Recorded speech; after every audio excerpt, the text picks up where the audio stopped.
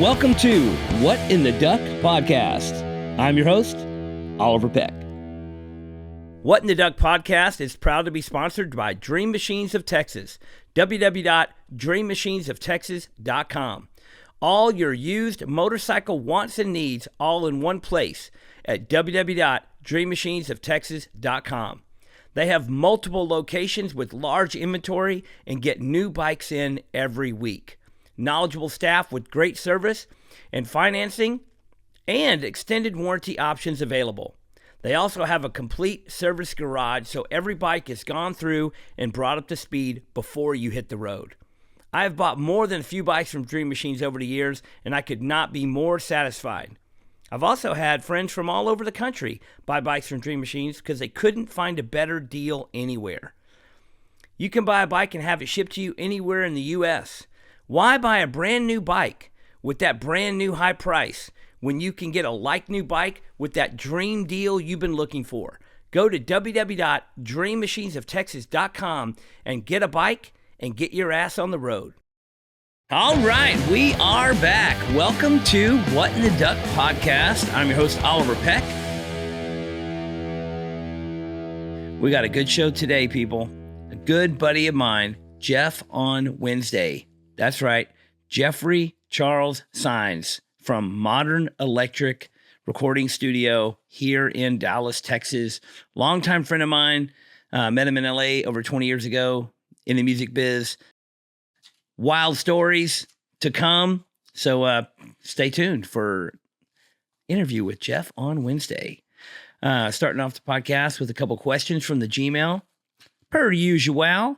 So if you have any questions you want me to answer, email them over to whatintheduckpodcast@gmail.com.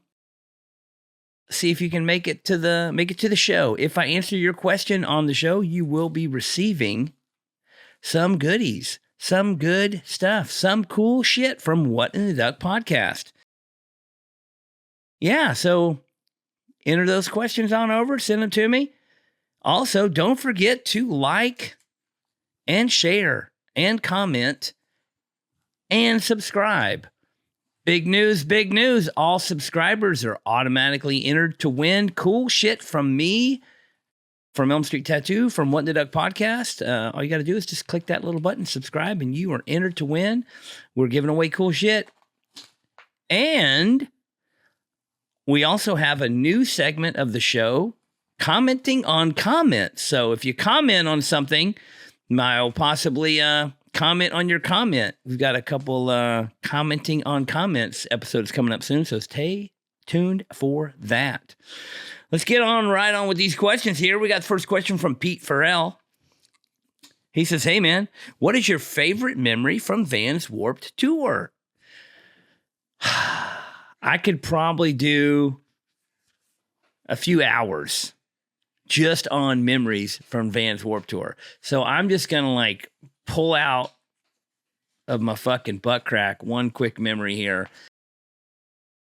There's so many good times, so many years on the Warped Tour. Some of you may or may not even know what Warped Tour is or was, but it was a big tour. Many bands, sometimes up to 60 or more bands that toured the entire U.S. in the summertime.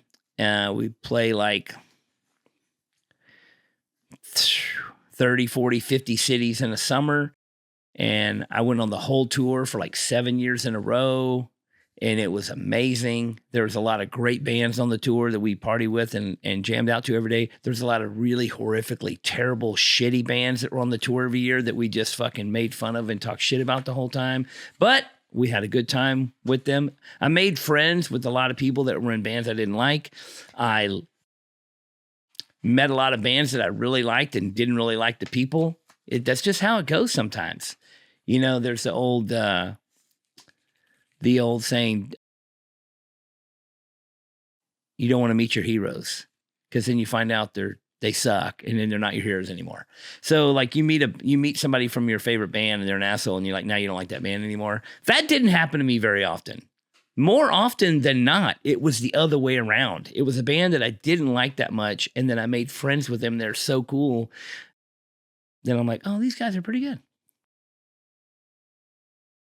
But I will say one quick memory on Warped Tour is one year first of all, there was a lot of partying going on Warped Tour. A lot of late night partying. The show would end, at a reasonable hour most nights. And then say by 10 or 11 p.m., like it's over and everybody's gone. But then the bus call isn't till 2, 3, 4, 5 in the morning, depending on how far it is to the next city. And it would just be a rager in the bus parking lot with all the bands and all the people on the tour. And there's like 800 people or something that are on the tour. Bands, merch people, catering people, production staff, sound guys, stage builders, truck drivers. It's an insane amount of people.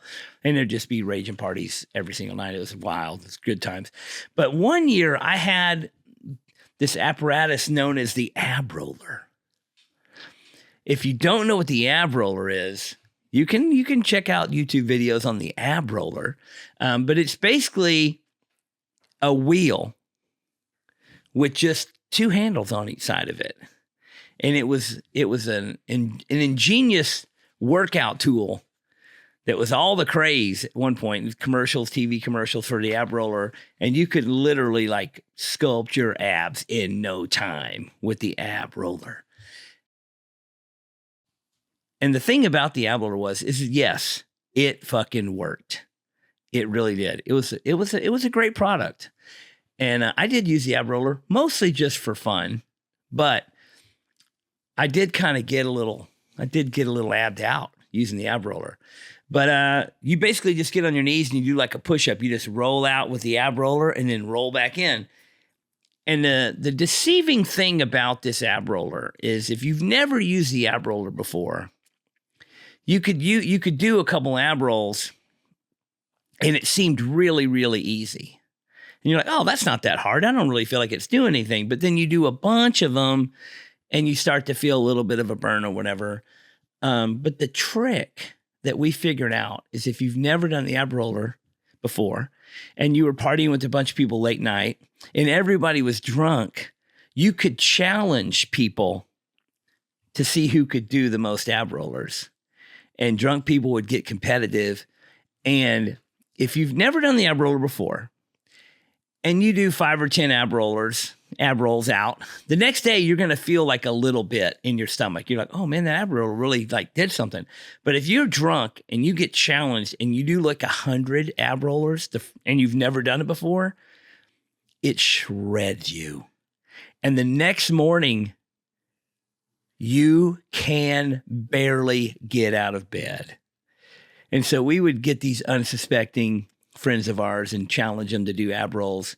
And I would play dumb. We'd be like, oh, I'll try the ab roller. But I've been doing the ab roller for months. Like I was doing, a lot of them. I was doing a couple hundred a day for a while. So I was like, had the stamina. So I could challenge some drunk person and see who could do the most.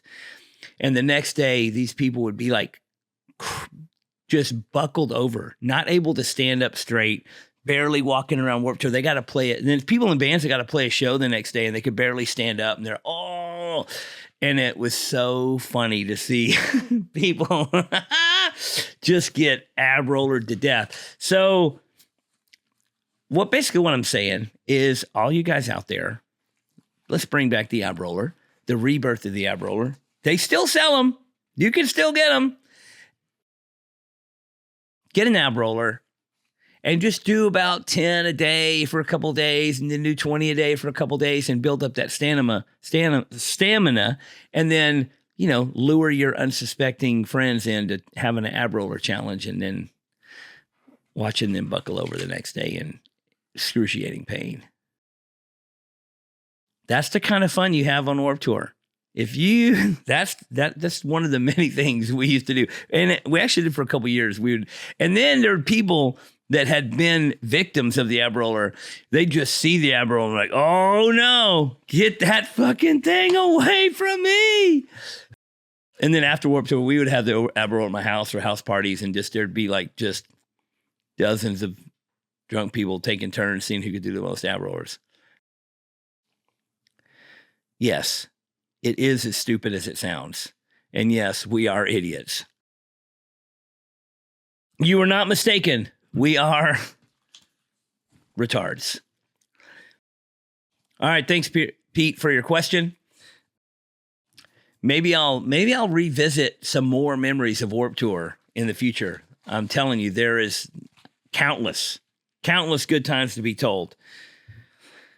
Next question. I don't know how to say your name. Rannen, Ronan Phillips. Ronan Phillips. Those are two of the possible pronunciations of this first name. Possibly some other unknown correct pronunciation of this name, but that's what you get. Question is, why did you pick the name Elm Street Tattoo? What were the other name options you had for your shop? So I'll tell this story. The location that is now Elm Street Tattoo was previously a tattoo shop. And my partner, Dean Williams, worked at said previous tattoo shop.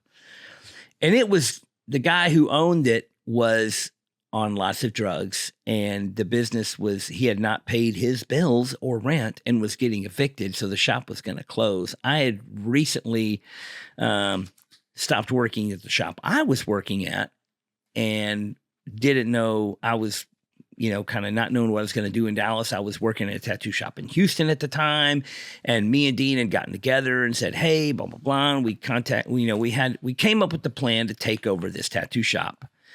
And the guy that was going out of business, we were going to pay off his bills and we were going to take over the shop and whatever. The name of that tattoo shop was Cyber Graphics.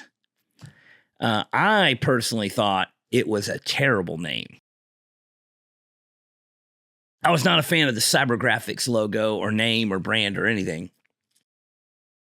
We had came up with the idea that we were going to open a new shop and a new name, and there was a few partners involved in this whole very first venture, and we were all in it together, and we gutted the shop, tore down all the walls, ripped up all the floor, built the whole shop from scratch, and everybody had ideas about what to name this shop. But one thing I knew for sure is that I was not going, we had to take the sign down that said Cyber Graphics out front. I was like, I am not tattooing in a place called Cyber Graphics. I'm just not going to do it.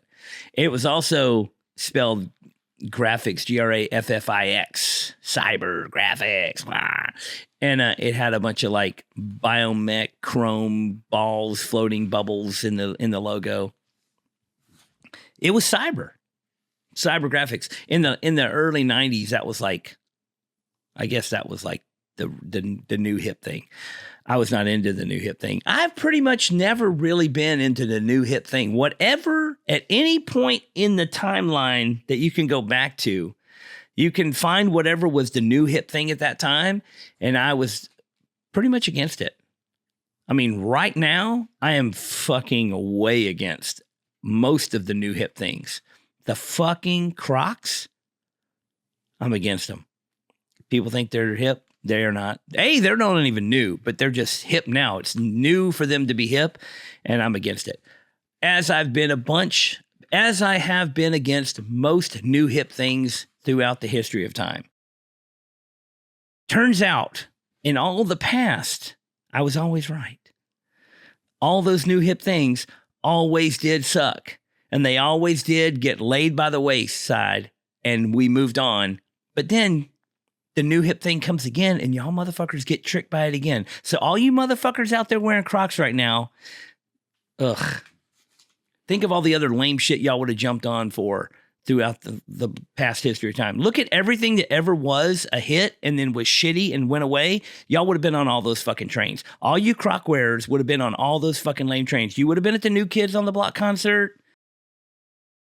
You would have been wearing the hat with the fucking beer cans on the side of it. You would have been doing all this dumb shit. So, we're opening this tattoo shop. We're trying to think about what the name is, and everybody's coming up with these fucking names. And I was just like, man, I can't even remember the ideas for all the names of the shop, for all the different names people were coming up with. But I was like, every time somebody had that idea, I was just like, nope. And they're like, well, no, we just talk. And I was just, nope. And then I just started thinking, I was like, I've been hanging out in Deep Ellum since I was a kid. This is historic Elm Street on Deep Ellum in Dallas, Texas. And I was like, guys, fucking Elm Street. Elm fucking Street, dude. This is the street. This is the mecca of the entertainment district of Dallas. This is where this has been a historical spot for 80 years at this point. A lot of shit's happened on Elm Street. Fucking Lightning Hopkins played there when nobody knew who he was. JFK was assassinated there. I mean, JFK knew what was hip back then. A lot of shit's happened on Elm Street. So I said, Elm Street Tattoo. Period. Done. Over. End of discussion. And everybody's like, kept talking about it. And I just exited the conversation. I was like, that's it. We're naming it Elm Street. And that's all there is to it. And everybody else finally came around to me. Very clearly the right choice. And over the course of many years, other friends of mine have opened tattoo shops around the country. And they have literally had conversations with me about, man, I'm opening this new shop. What should I call it? And the first question I ask is, what street's it on? And if it's on a cool sounding street, then I'm like, my buddy Rob, he's like, I'm opening a shop. I'm opening a shop in Little Rock, Arkansas. What should I name it? I said, what street's it on? He goes, it's on 7th Street. I'm like, ooh, 7th Street is a prominent street in downtown Little Rock. If you say 7th Street in Little Rock, everyone knows exactly where you are. And they pretty much know exactly a few block radius of what you're talking about because 7th Street hits the main strip through the downtown. You know, you're not talking about 7th Street way over on the other side of the highway. You're talking about 7th Street right here, 7th Street Tattoo. Seth Very calls me and says, I'm opening a shop in Baltimore. What should I call it? I said, what street is it on? He said, Reed Street. I'm like, ooh, that sounds cool. Reed Street Tattoo. Can't go wrong. And so on and so forth. Lots of situations like other people have been like, oh, it's on some street like it just doesn't work. And you're like, nah, that's not going to work. You got to think of a cool name. So Elm Street Tattoo, historical spot. And now Elm Street Tattoo 28 years later has proven to be, made some history of its own. Anybody, anywhere, you say Elm Street Tattoo, they know exactly what you're talking about. We very early on famously had a bumper sticker that said, Elm Street Tattoo, in quotes, we do tattoos on Elm Street. There you go. Next question, Fernando D. I said Fernando, could be Fernando, but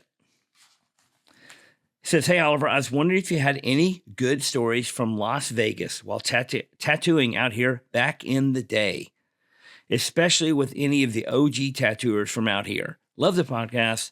Fern D. All right. I did tattoo in Las Vegas quite a bit. And there was a stint of time for a few years in the early 2000s where I was tattooing Las Vegas one weekend every month consistently for a few years. And it was jamming. It was great. I love to gamble. So therein lied like this problem. There was a few times that I went out there to tattoo and I just ended up spending most of my time at the casino and, you know, squandering all the money that I may or not made. So very quickly, I initiated a new plan that like anytime I went to Vegas, there was going to be one night that was designated to go hit the crap table. And so I would work the whole time and then say, oh, this night we're all going to get together and we're all going to go to the casino. Most of my friends and clients in Las Vegas lived in Las Vegas, and most of the people who live in Las Vegas didn't really go to the casinos very often. It's like kind of one of those things. If you live there and work there, you kind of try to stay out of it, or else the people that go there every day and live there, those people really have a problem. So I would make a plan to get a group together and hit the crap table, and I would get done tattooing on whatever night and then have a budget and just stick to a very precise, regimented plan. Only gamble a certain amount and pretty much stick to that. And it worked pretty well because I would usually not lose very much money. I would mostly win more than I lost. And we had a pretty good system with craps. And if you play smart, you can just ride the wave until you're up a little bit and then get out and have a good time and make a little bit of money. And at worst case scenario, you don't lose very much. One time, though, I was in Vegas and I had a friend that also came to Vegas that same weekend, and shit got fucking wild. Baltatone from Baltimore came to Vegas, and I was tattooing, and we went, it was a group of people for some, whether, I can't even remember if it was like, you know, like your standard bachelor party, or if it was just a group of people all going to Vegas at the same time. But whatever the case was, very early on in our gambling venture, we hit it big and won a considerable amount of money, just got a hot streak. And Baltatone won thousands and thousands and thousands of dollars. And I might not remember every single detail of this story, but just to paraphrase, as soon as he had thousands and thousands and thousands of dollars, it was like ghetto rich motherfucker. He was balling. We walked out of the casino. He fucking ordered a limo. We got in a limo. We went to the next casino, and it was everywhere we went. It was just like he was making it rain. He was balling. We literally ended up going wild for like the whole 2 days, and we kept winning, and we literally just kept getting, you can leave the casino and just tell the guy out front, like, hey, we need a limo, and they will make a call and a limo will show up. And we were just taking limos from every casino to every casino. And we went into one of the big casinos, like the Bellagio or Caesar's Palace, one of those, super fancy. And we're walking in there, and it's a bunch of deadbeat fuckers, you know, and there's like a crab table that was closed and nobody was there. Like no dealers were on it. Nobody's gambling on it. And he's like, let's get that fucking table. And so we just go up to that table, and there's like 10 of us or whatever. And he's just like, just put money on the table and you know, whatever. So we get on that table, and everybody just pulls out money and just throws their money down on the table.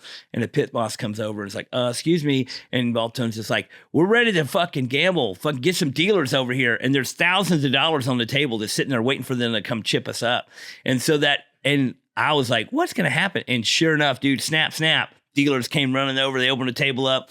We fucking gamble. We started hitting a hot streak, and it's just only us on the table. We're hooping, we're hollering, we're yelling, we're going crazy, and we're winning instantly. And they come over and they're like, oh, sir, can we get you a fucking, you know, can we offer you a free meal? Can we offer you a night at the room? And they start offering all this shit. And we get all these free buffet tickets, and we win a bunch of money. We get the meal, we go eat this big ass buffet, and then we just leave and because we get in the fucking limo and go to the next casino and do that same thing. Just find an empty crap table and throw a bunch of money on it, make them open it up for us. I'm going to skip now right to the end of the story. We had a great time. It was amazing. Tony left Vegas and got on the plane with like $3 in his pocket.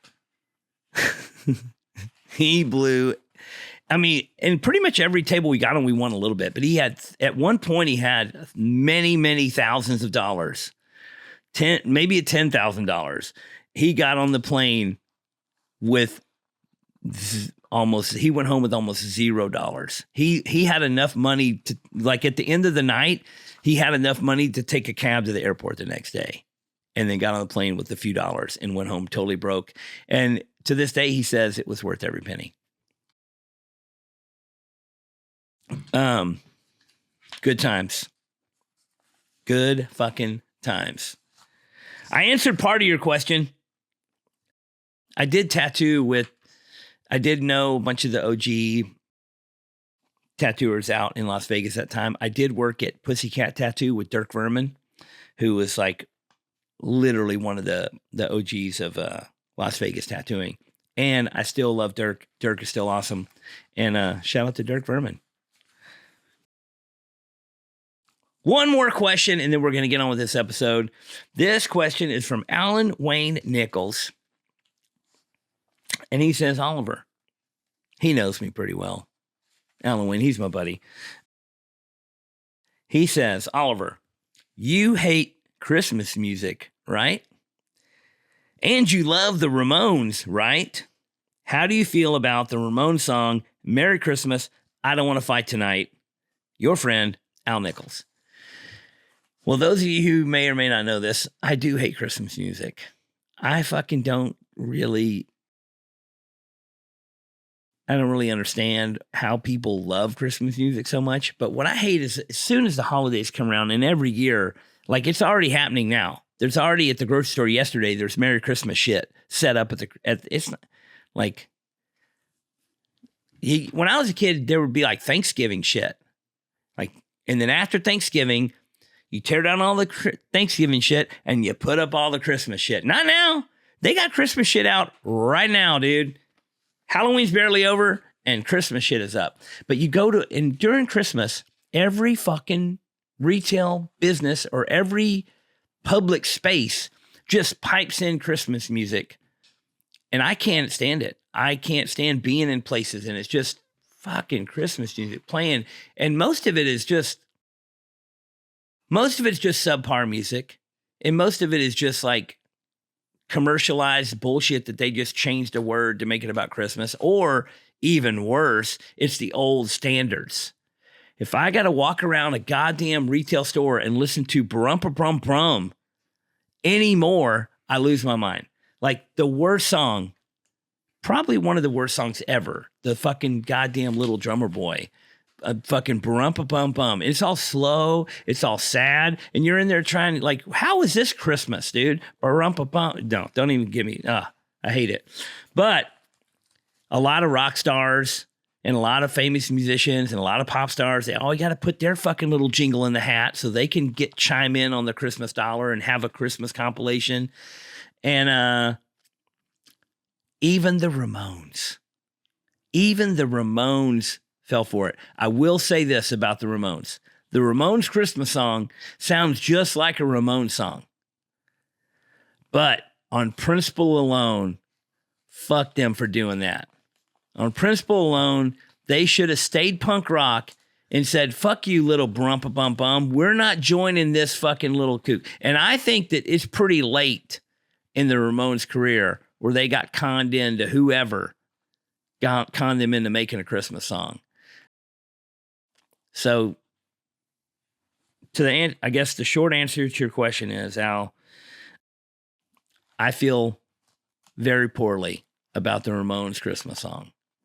I don't want to hear it. I don't want to hear any of it. We are getting close to that time of year where I'm going to get barraged and be forced to unwillingly listen to subpar bullshit fucking music about a holiday.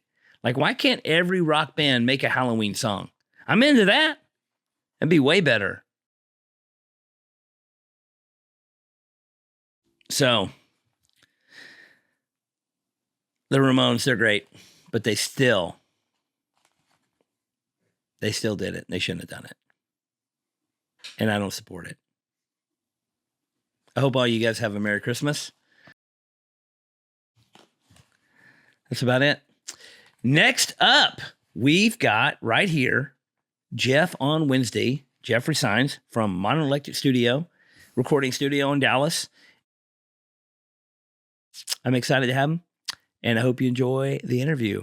Don't forget to like, share, comment, and subscribe.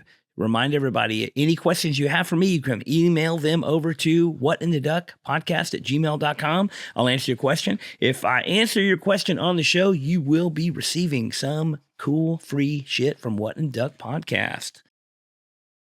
Anyone who subscribes to this podcast is automatically entered to win more free cool shit. So stay tuned, and we'll see you soon, guys. What in the Duck Podcast is proud to be sponsored by Anchor Screen Printing. Anchor Screen Printing has been printing t-shirts and merch products since 1999.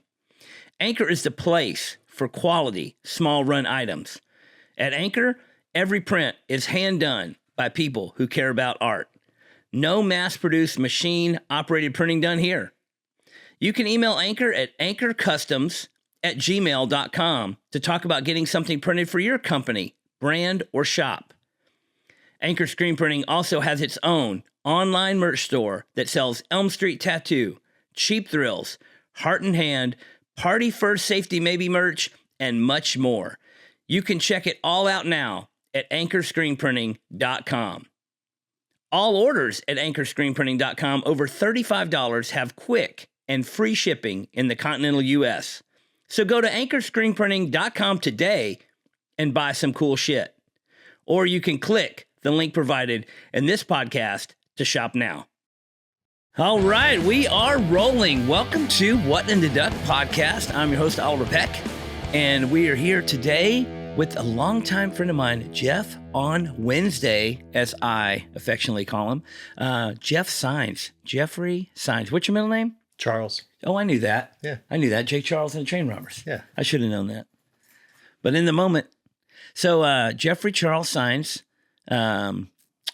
we met. I not the best at remembering dates, but I would say it's around 2001-ish. Yes. It was right. It was the summer that you were shooting to break the Guinness record for most tattoos. 2001. Yep. 2001. Man. Coffee House in Costa Mesa. You were with Shane Trulin. Yeah. And I was about to leave for my very first U.S. tour with my old band, Death on Wednesday. Yeah. So Jeff on Wednesday here, he used to be in a band called Death on Wednesday. And when I met him, he was in the band. And since then, you've just been Wednesday. Yeah. And there's a sizable amount of friend group that for years, we got a light flashing. For a sizable amount of years, just everyone just called you Wednesday. Oh, dude, I could call you at the tat shop to talk about some t-shirts you were printing or just bullshit or something like that. And I'd be like, hey, man, is Oliver around? And it'd be like Dean or somebody I knew. And they'd be like, who's calling? And I'd say, oh, it's Jeff. What's up? And they'd be like, Jeff who? Jeff who? And I'd be like, Wednesday. Wednesday! So. Well, Death on Wednesday, man, what a great band. What a flash in the pan.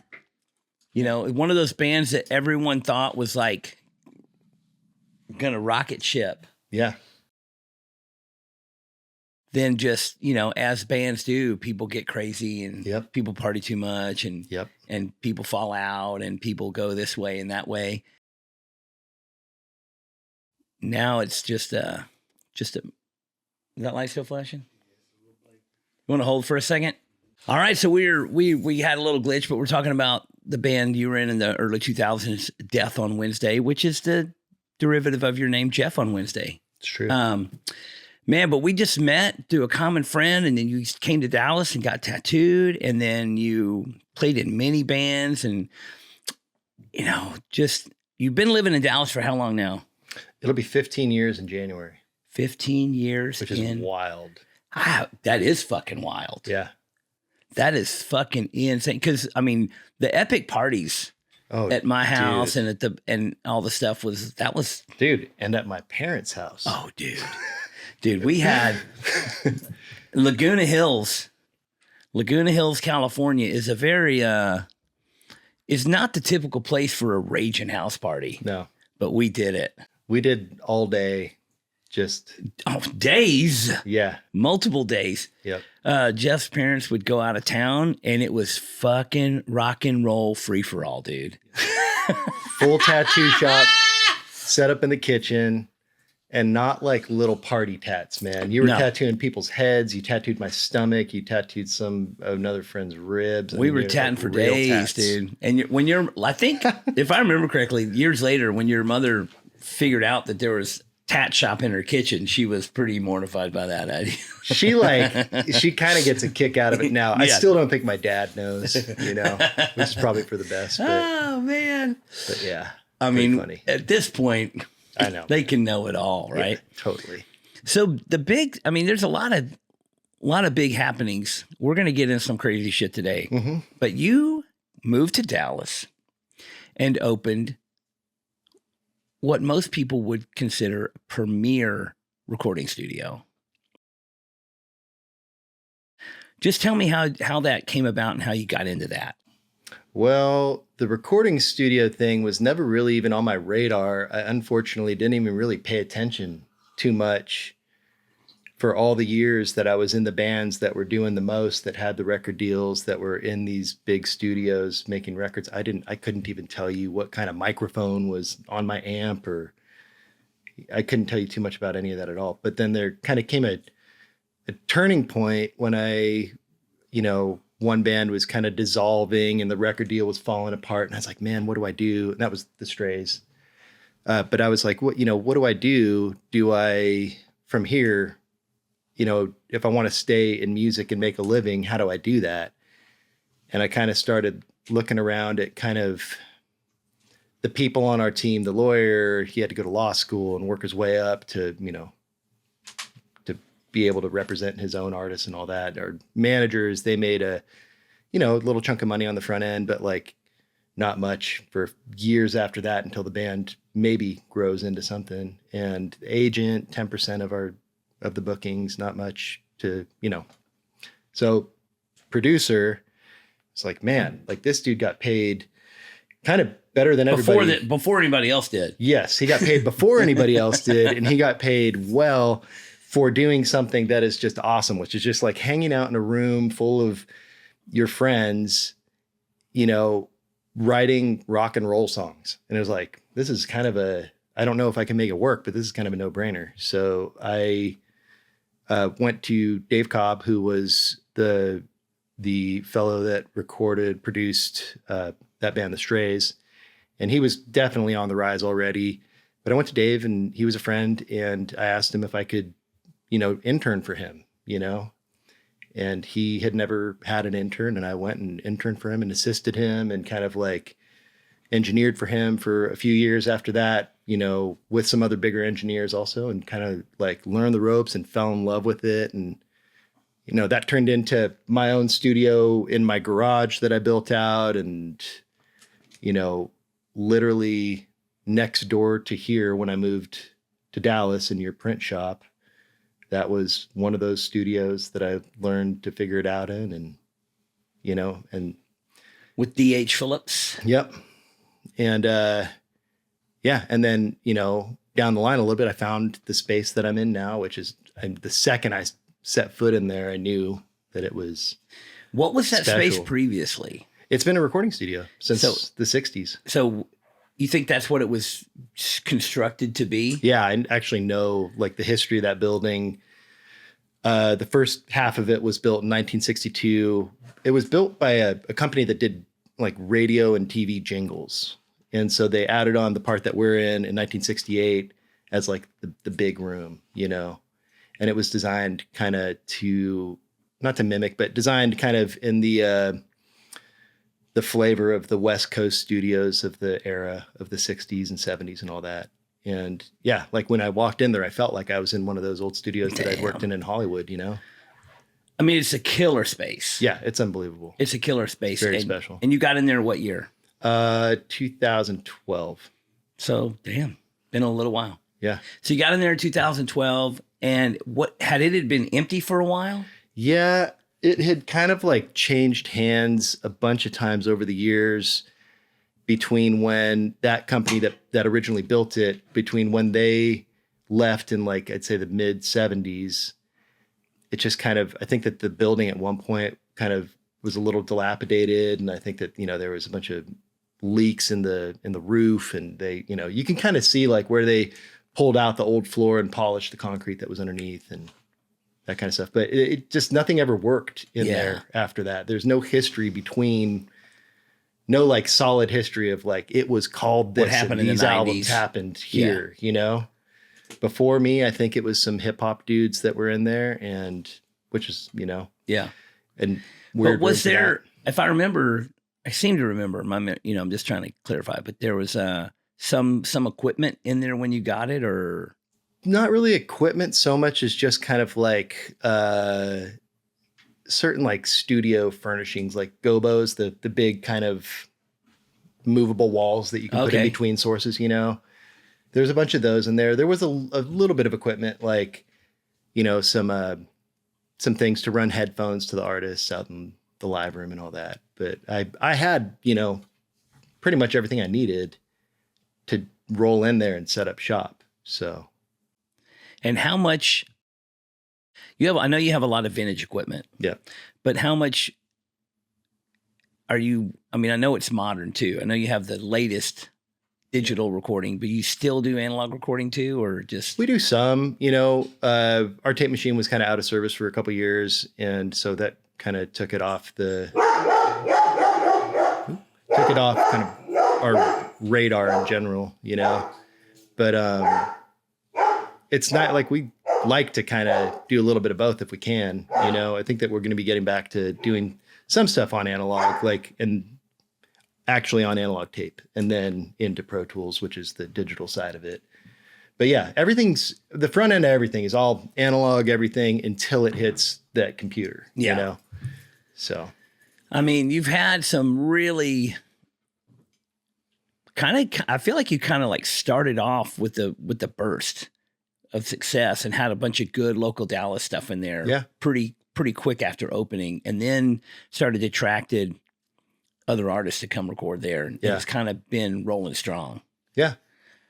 Yeah. It's been, it feels super natural. Feels like it's grown like really organically, and, like just the timeline, if you spread it out, it's like the growth is good. It's on the uptick constantly, but it's not and you got a good team. Totally. And it's not been like one thing that just set it off and then a big, firework, and then it just kind of trickles out, it's just been kind of a constant evolution.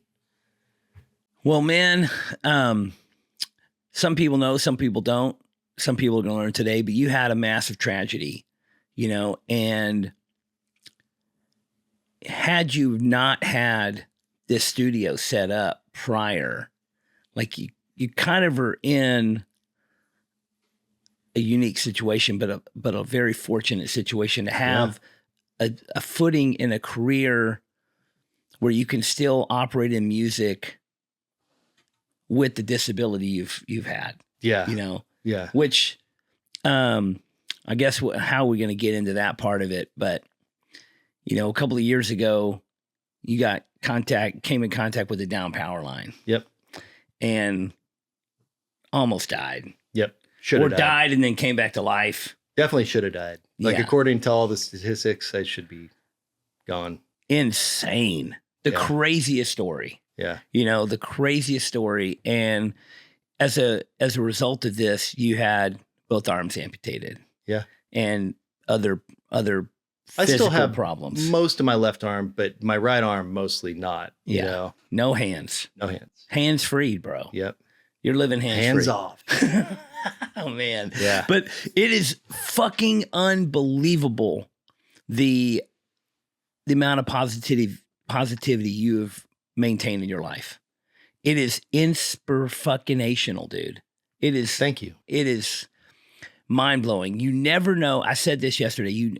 On a recording. You never know what you'll do in a situation till you're in that situation. No, never. And the situation you've been put in, most people can't even fathom the idea. I couldn't fathom it before it happened. But you are literally the embodiment of keep on trucking, dude. You are fucking Thank you. Living the dream. And you're still able to function in the music industry. Yeah. In the situation, which is, I would say your situation is one of the situations where people see it and they're like, man, if that guy can keep on doing what he's doing, then I can overcome these things that I have in my life. Like that's the hope. That's what I would like people, any net positive that comes out of this, yes, is what it's all about. And it's like, people are constantly saying stuff to me like, oh man, but I shouldn't even be complaining. I can't even imagine what you went through. It's like, man, it's not about that. Like, it's all relative, the breakup that somebody's going through feels like the end of the world. Right. But they'll be okay. But their car gets crashed, or they lose their job, or they fucking whatever, like life tragedies that happen, and you think you can't make it through, but you can. Absolutely. And that's the overwhelming message that you get from your story, Yeah. And, just,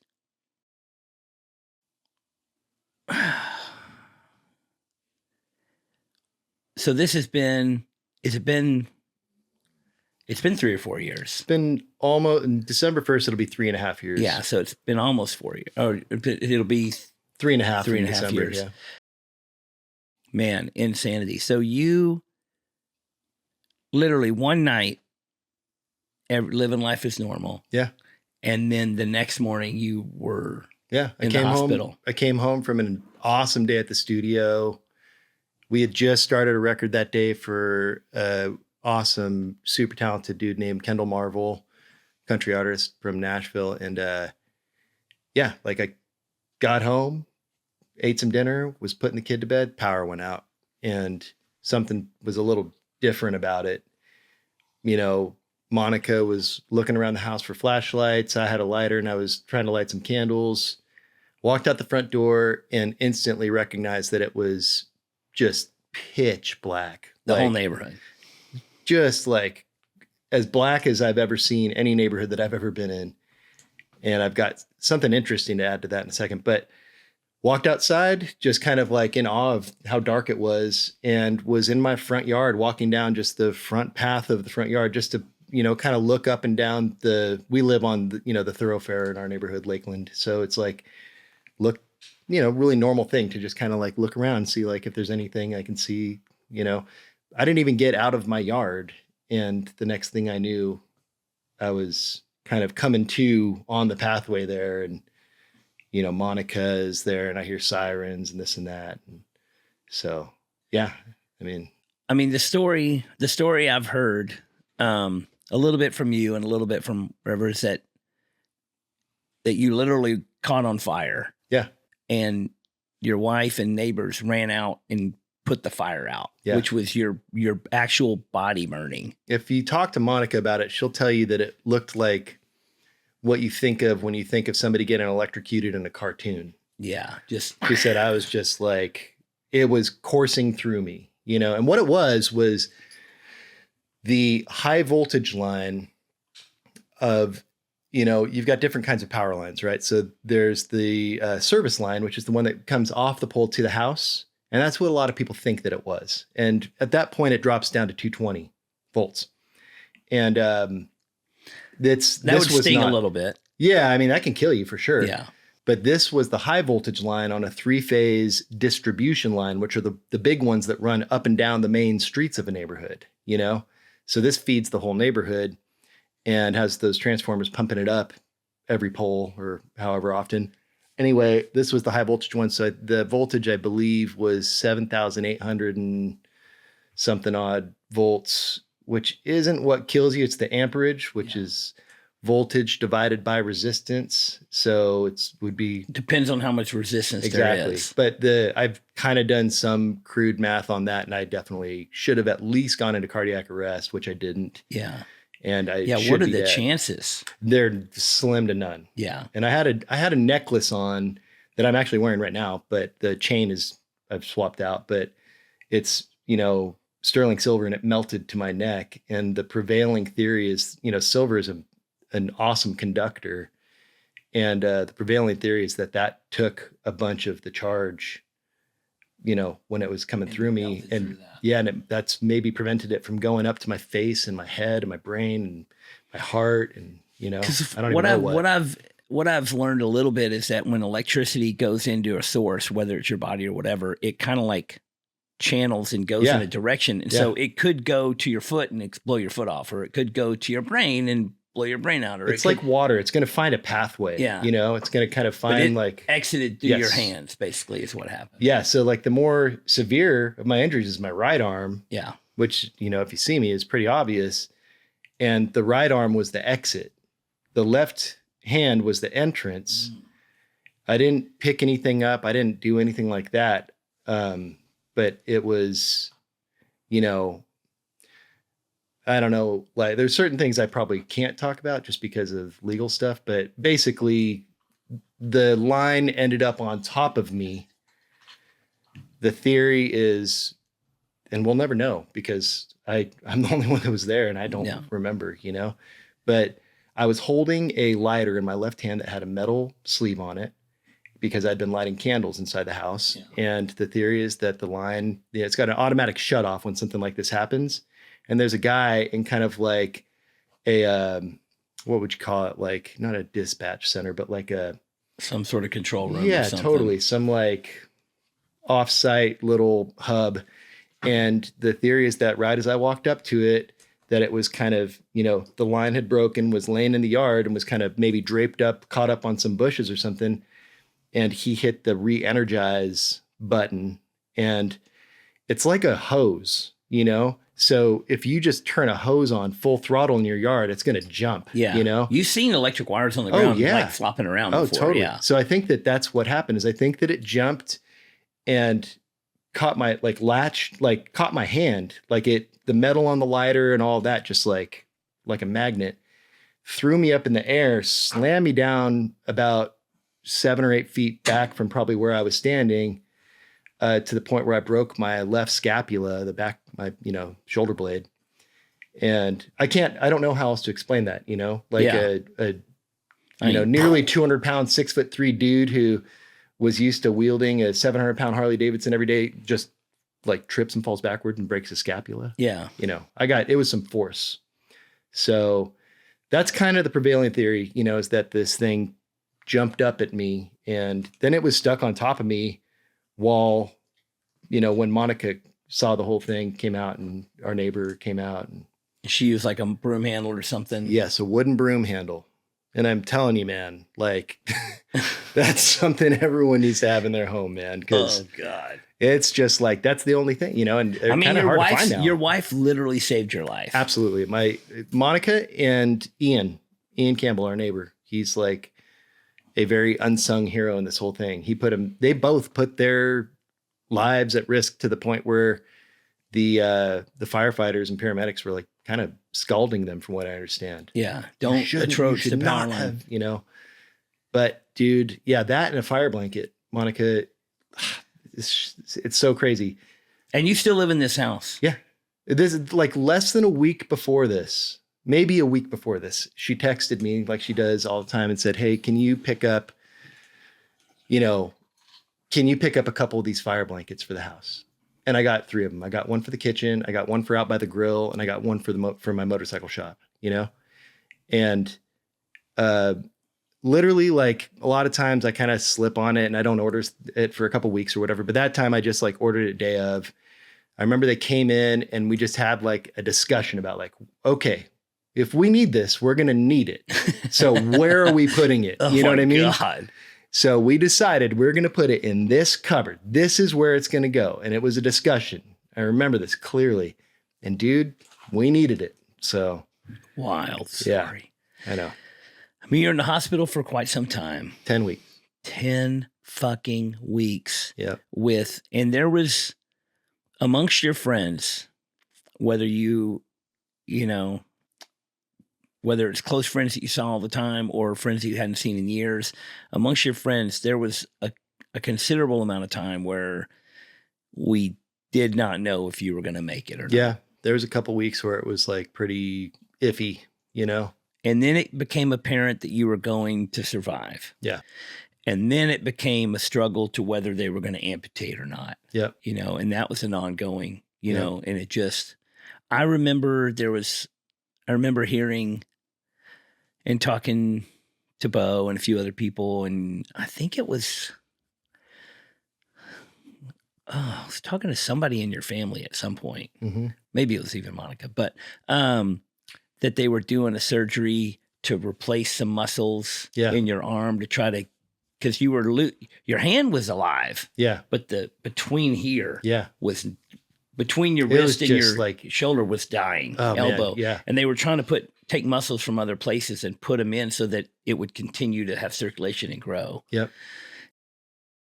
That did not work. No, it was just at a point, it was apparent that, you know, any sensation that I was feeling was the nerves and like what, you know, I guess like phantom, you know, kind of phantom stuff, not necessarily anything real. Cause I would be sitting there and I'd be like, I can still feel my hand. Yeah. Well, the fact is I can feel my hands right now. Yeah. And I don't have the nerves. So. The nerves still go to the brain where they end. Yes. Exactly. Which is how I control the prosthetic and all that. And I've had a few other friends that had different amputees, and it's like they're like, "Oh, my ankle itches." Yep. My ankle itches. I don't have an ankle, but it itches, and then they'll scratch the spot. Yeah. They'll find the nerve and they'll scratch it, and it'll feel like they're scratching their ankle. Yep. It's true. Pretty wild. Yeah, it's really wild, and I gotta like, I'm glad that I can still feel my hands. Yeah. Because it's comforting to me. You know what I mean? Like I never forget about any of this, but like I can kind of, you know, lay there on the couch. Watching TV or I can kind of like zone out a little bit and feel relatively normal, you know? So it doesn't feel the same. It feels kind of tingly, like, you know, like you've been sitting on your hand for 10 minutes or something. And it's like, and I definitely have phantom pains and stuff like that, but you know. Well, what do you think in that 10 weeks in the hospital, going through all these ups and downs, knowing that you almost died, coming to the realization that you're going to lose your hands, like how did you not, because the first time I talked to you was after you got out of the hospital, you know, and you were incredibly positive and like just looking forward to the future. You had a brightness about you. How did you not slip into hopelessness? How did you not go down a dark path? How did you maintain that positivity? I mean, I'd be lying if I said that it was all just, I can imagine. You know, there's been a lot of tough shit the last few years, but I am so stoked to be here. Like with all the bullshit in the world, I am very happy to be here, you know? And, you know, I mean, Monica and my daughter and just my family, my friends had everything to do with it. But it was a fork in the road. It was like, you know, when I came to was after they had amputated my left hand. That's when they had kind of taken me out of this induced coma that they had me in. They, you know, I came to and Monica's right there by my side. And she just, the first thing I remember is her explaining, saying, you know, hey, baby, you're in Parkland. You were in a really bad electrical accident.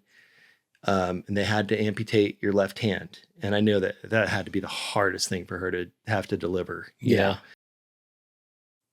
But it was like, there's a lot of credit I can give to the doctors and the drugs they had me on, I'm sure, and all that. But like, it was a fork in the road. Like right then and there, it was like, nobody will ever judge you for being fucking pissed. Yeah. Like, so when you woke up at that moment, you were just in the dark. You're waking up, not knowing what had happened. No idea where I was, what was going on. You didn't remember like walking out in the dark and all that. That kind of started to come together a little bit more after the fact. After the anesthesia wears off and all that. Yeah, kind of totally. Stuff. And I mean, I was still really doped out, but like, like I came to, and I mean, I was cognizant enough to remember it now, you know?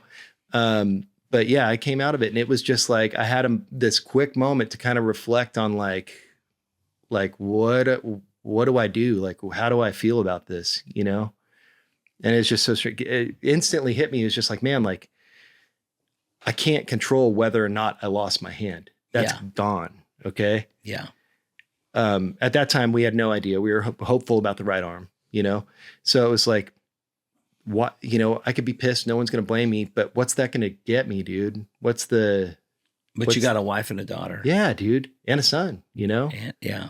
I mean, and it's like, what am I kind of, what am I showing the kids if I just let this do me in? And not to mention, like, I'm, I can be pretty stubborn, and I've always, I don't know, I've always kind of gotten a kick out of kind of proving that I can, overcome some shit, whether it's just some bad grades in high school or whatever. I don't know. Yeah. I was like, I felt up for the challenge. I was like, you know what, man, like I have to do this. Like, this is all there is, and it got pretty daunting after with the right arm surgery. That, that was definitely like a tough one to accept. But again, same kind of fork in the road. Like, okay, man, this is what it is. I'd rather be here without hands, Yes.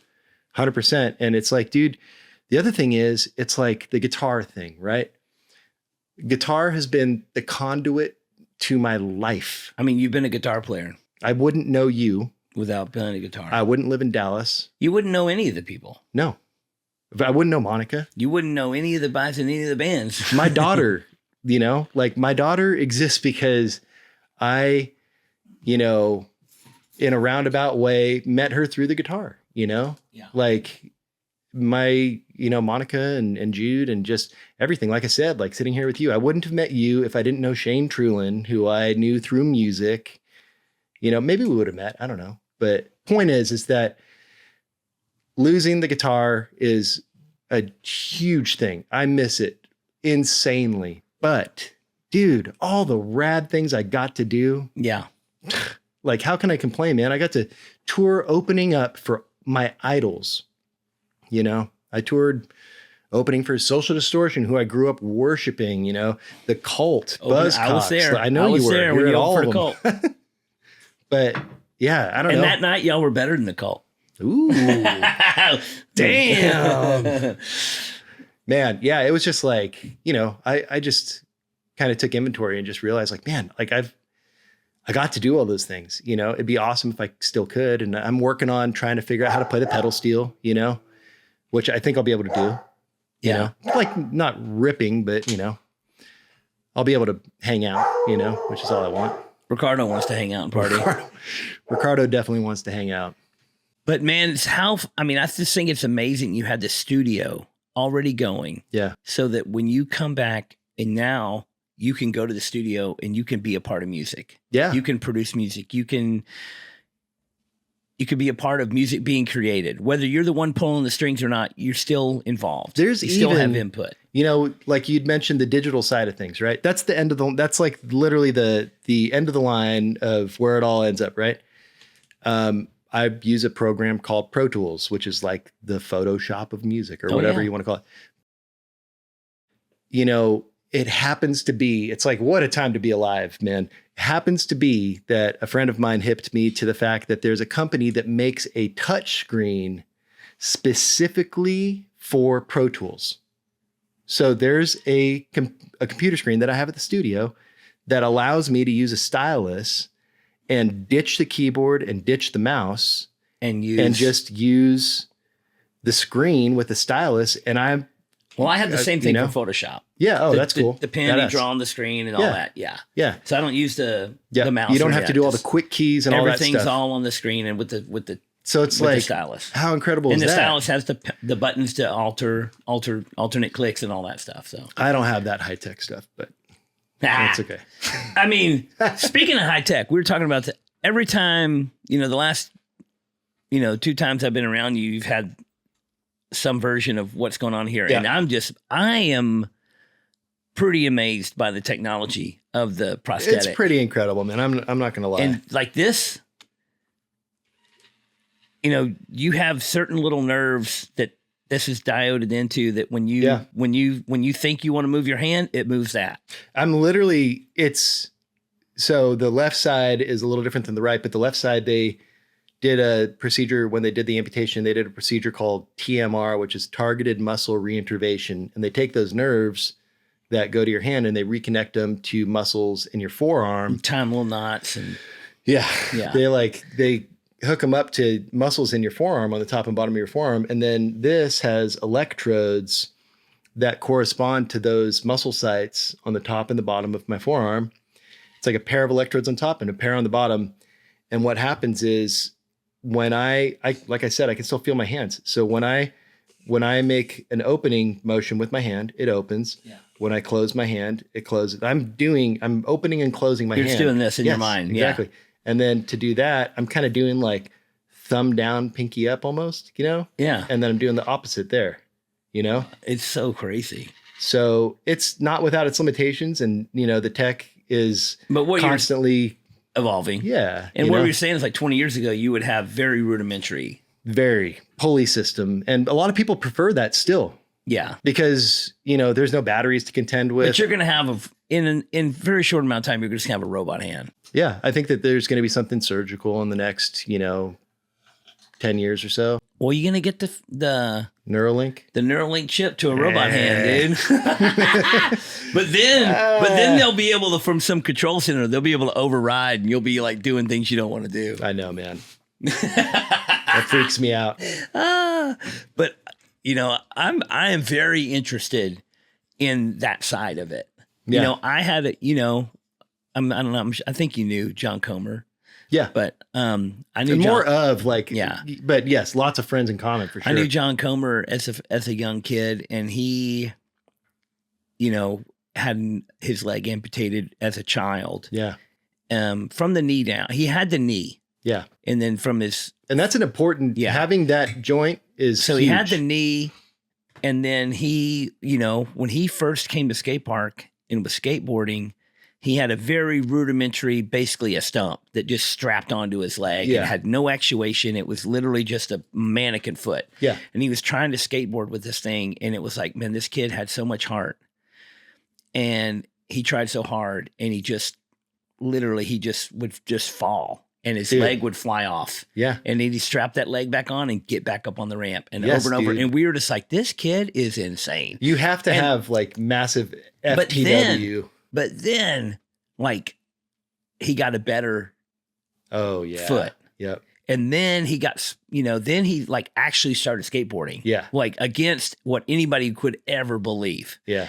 And then he was involved with the company that was developing prosthetics, and they invented a new joint for the ankle that would do things. Yeah. Next thing you know, he's kick flipping, smith grinding, fucking doing everything. Like, and then he becomes a pro skateboarder. And then he's incredible. Like, he's not only good for having no leg, he's like better.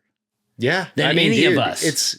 He's better than any of us. It's wild. And he was a major inspiration to like so many people. Just unbelievable. But I was always, every time, like I skated with John consistently, weekly for 10 or 15 years or more.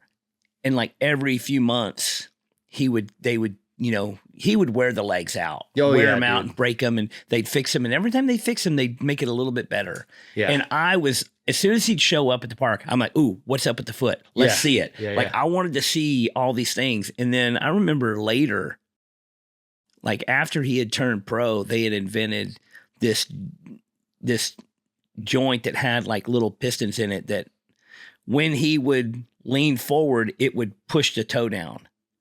Yeah. And that gave him the ability to do a Smith grind, because you have to push the toe down to do a Smith grind. And I was just like, oh, this is, and this was in the 90s. Yeah. Or late 80s, early 90s. Yeah. So it's come a long way. It definitely has. And it's kind of like, seems like it's kind of like a little trendy right now for younger generation to get into. Like I kind of see and hear about a lot of people who are kind of interested in that field, as far as like kind of like maybe going into prosthetics as like people career. That are into tech. Yeah, exactly. Wanting to design stuff. Totally. Yeah. So it's a very interesting thing. Yeah. And it's not only that it's interesting, but man, when I would feel like if you invented this joint, that's a satisfying thing. Oh yeah. Like whether you're doing it because you know somebody, a lot of people that like research diseases or raise money for cures, or because they've had people in their life that have suffered. Yeah. So whatever the case is, like you're making your life livable. It's like somebody made you. I will say that I wish that there's two things. I wish that they involved more of us in the conversation, because I don't think, I could be wrong, but I don't think I am, dude. Like they need to involve more people in their design. And it's not just the company of what I'm wearing right now. Yeah. It's all of them. You know, I had one that looks badass. My first one, it looks like Iron Man's hand. Yeah, but it It's doesn't just- really work. Or Darth Vader's hand. You know, it's fucking awesome. But I think you just but showed it's me. not. I think you just showed me a photo of it or a video of it or something. Literally the coolest thing that it can do is I can flip the bird. Yeah, you're Literally. Like, yeah, exactly. So oh, that's God. like, you know, so that one for somebody else that has another hand, Yeah. it could be fine, so that they can like stabilize a cup while they pour a drink with the other hand, or they can like hold this while they do that.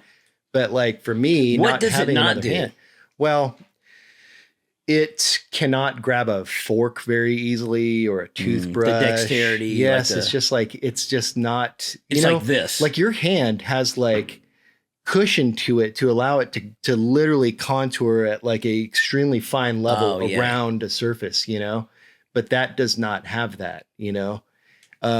This, on the other hand, is pretty rudimentary in design. It can literally open, close, and rotate around. And then I can like, you know, the wrist is just this little lever.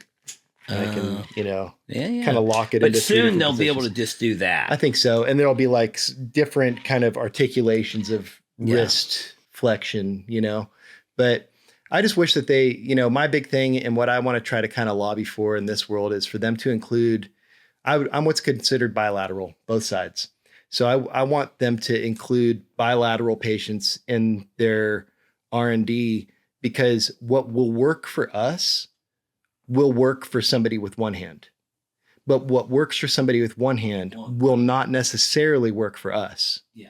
And it's like, just don't even just design them to work for Here's what I need. the people who have a greater need for it, you know? And to be perfectly honest, like, as you see, I'm not wearing my right side prosthetic. You if said I- it's more of a pain in the ass than a It benefit. is, but currently, and hopefully I turn the corner with that at some point. I need to start wearing it if I'm going to do certain things that I want to do. Again, like play the pedal steel, like ride choppers, you know, Yeah. which I think I can do all that. But you can drive a car. I drove over here. Yeah.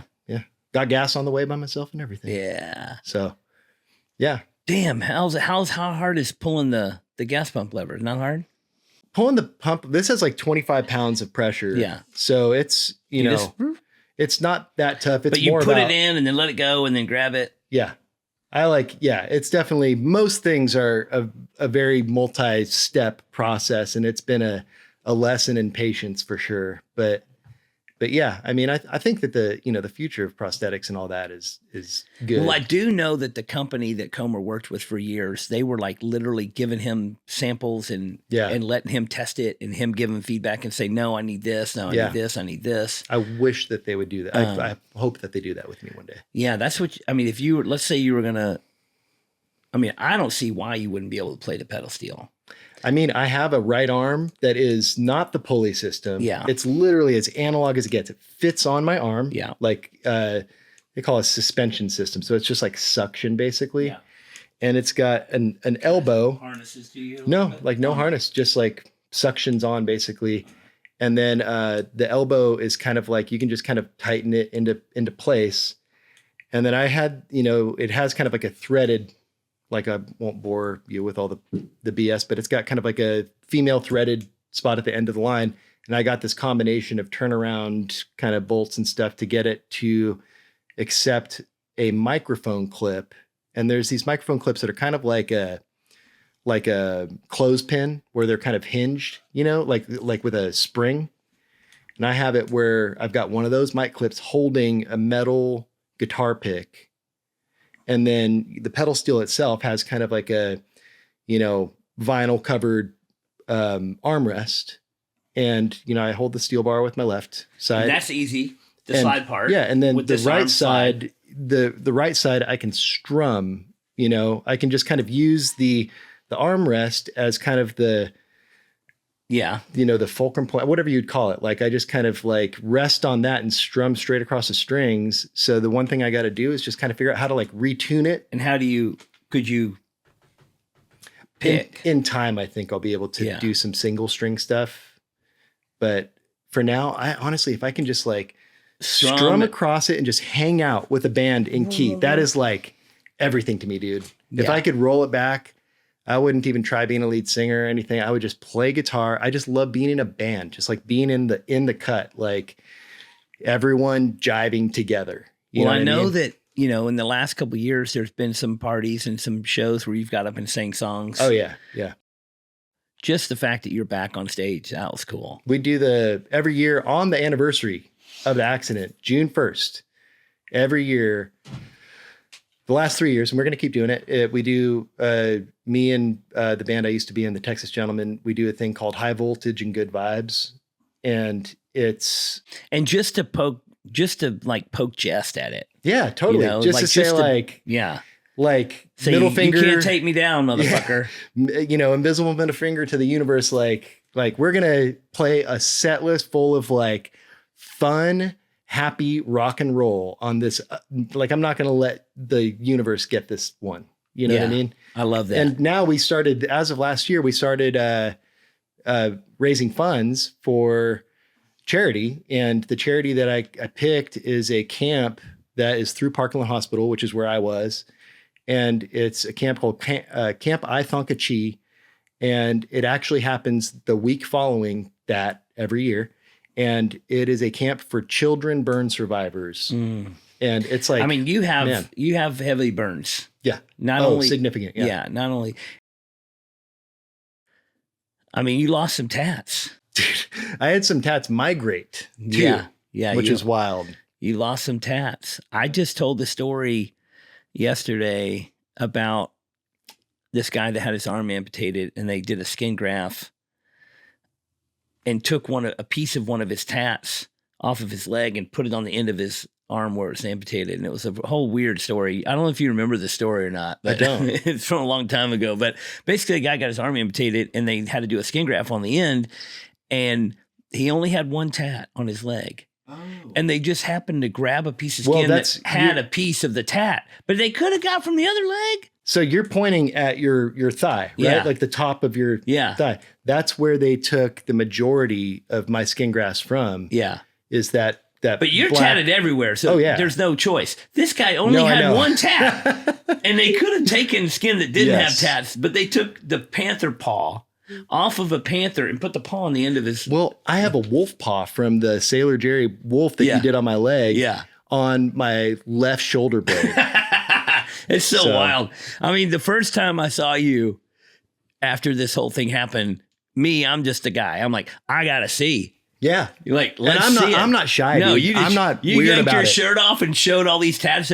Some of them were gone. Some of them would just totally burn off. Some of them been skin graft over. Some of them whatever. Yep.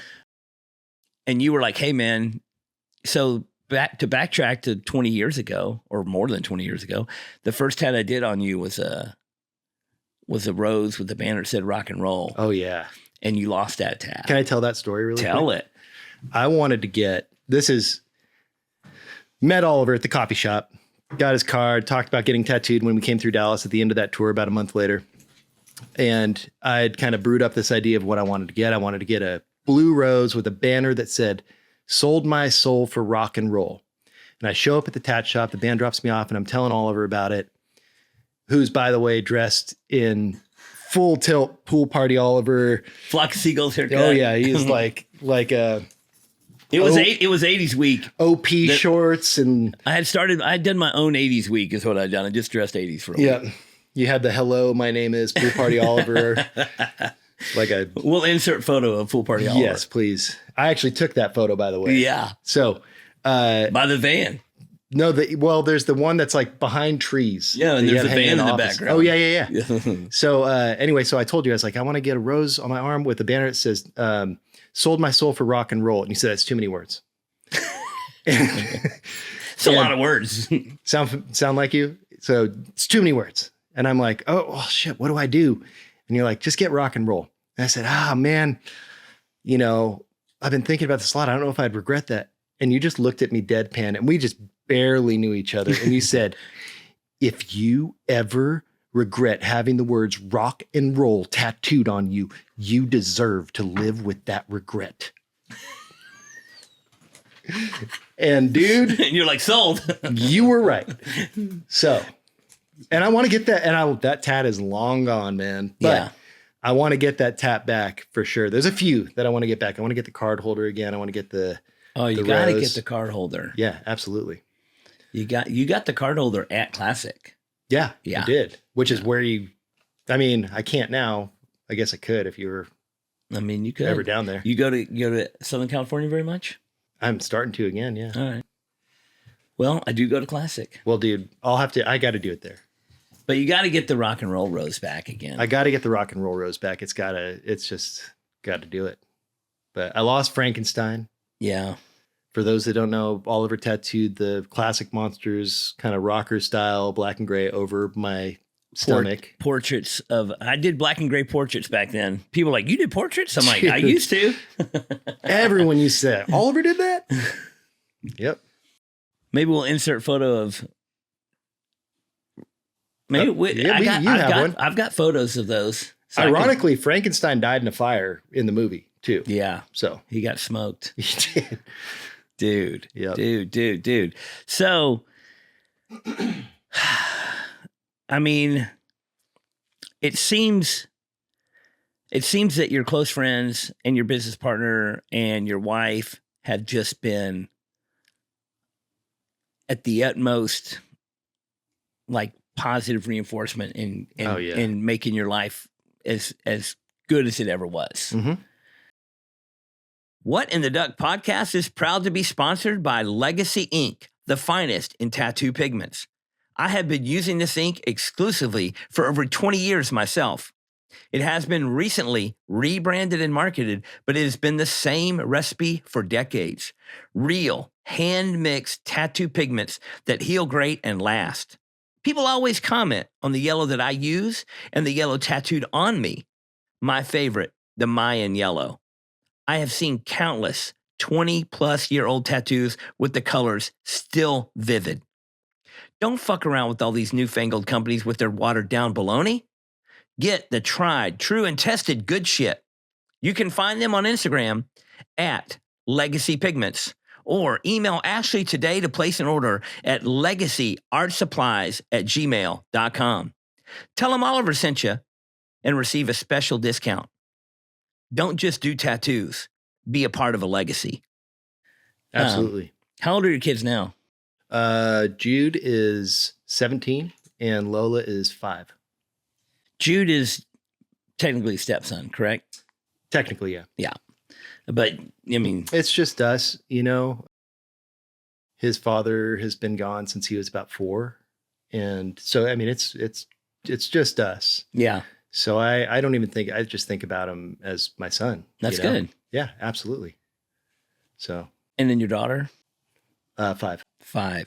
So she is just growing up with not, this is the memory she has of you. There are pictures, but you know, as far as her like actual memory, this is her reality. Yeah. This is her normal. This is normal for her. Yeah. This is, you know, I'm sure as she gets older and, you know,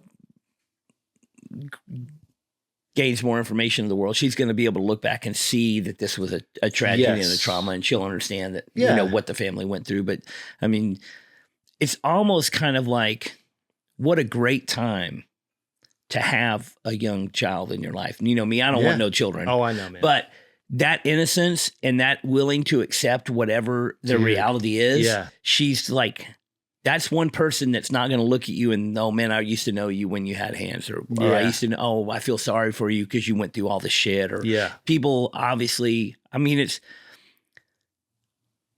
I can imagine that most people that you've known forever, like, have like such deep sympathy for you. Absolutely. That kind of like, man, just don't have sympathy for me. Let's just move on with our life, kind of thing. I think that the people who are closest definitely get that. You know what I mean? Yeah.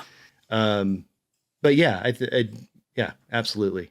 But having that young child that just knows nothing other than love her father. Yep. That's got to be an amazing source of just making it through every day. Yeah, definitely. Absolutely. And, you know, just the time, like the downtime of me just healing and being at home.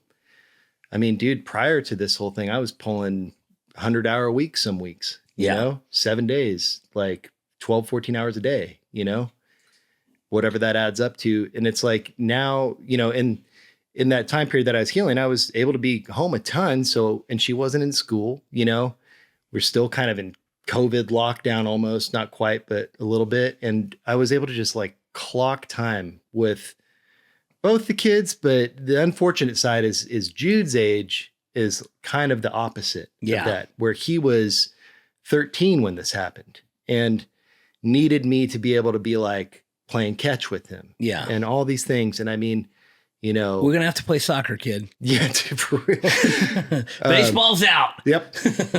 Soccer, no problem. But yeah, and you know, and him and I really feel like we have a great relationship, and he's such an awesome kid, man. And he's not a kid, but he's you know, it's just. But that is for him being 13, 14, 15, witnessing these last couple of years, like how you dealt with this adversity is going to drastically affect his life. I think so. And I hope seeing his father figure go through this and stay strong and positive and be there for the family, that is, you can't do anything better than that for a kid growing up. Like, but you also can't tell them that there's a message in that. No, they're just it's like, gonna be an inherent thing that he carries with him. And one day it may hit him. One day, you know, and it may not, but like, I hope it does. Well, you know, when he has a mild adversity, he's going to be like, man, this is nothing. Yeah. I've seen my family go through shit. Yes. That's what I hope, because that's the truth, man, is like, it's not that I'm like just so much stronger than the next guy or anything. I just made an active decision to choose a certain path, and I've done my best to stick to that. And I had great doctors, and dude, the community, like you were talking about, business partner, wife, friends, family. I got to say, like, when I was in my hospital room, you know, there were just like literally dozens. We weren't allowed to have real flowers, but there are dozens of fake flowers just everywhere, man.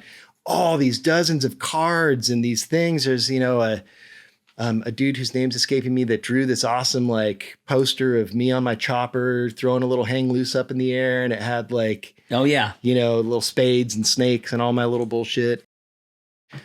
We had all, you know, Monica had gotten this kind of like door size banner printed out of the whole family, like Lola, Monica, Jude, and myself, with all of our dogs and our cat on our front porch. And that was hanging on the back of the bathroom door in my hospital room. So when I woke up, there we were. That was right there.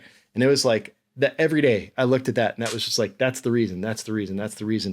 But the support that I got when I started getting kind of wheeled out of my hospital room and down to surgeries and procedures and stuff like that, and I could kind of peek into these other people's rooms, and it's like, dude, they don't have all these flowers. They don't have all these cards. They don't have, you know, and it almost made me a little sad, like where I wanted to like break some of that off for everybody in the, you know, the burn unit. Yeah.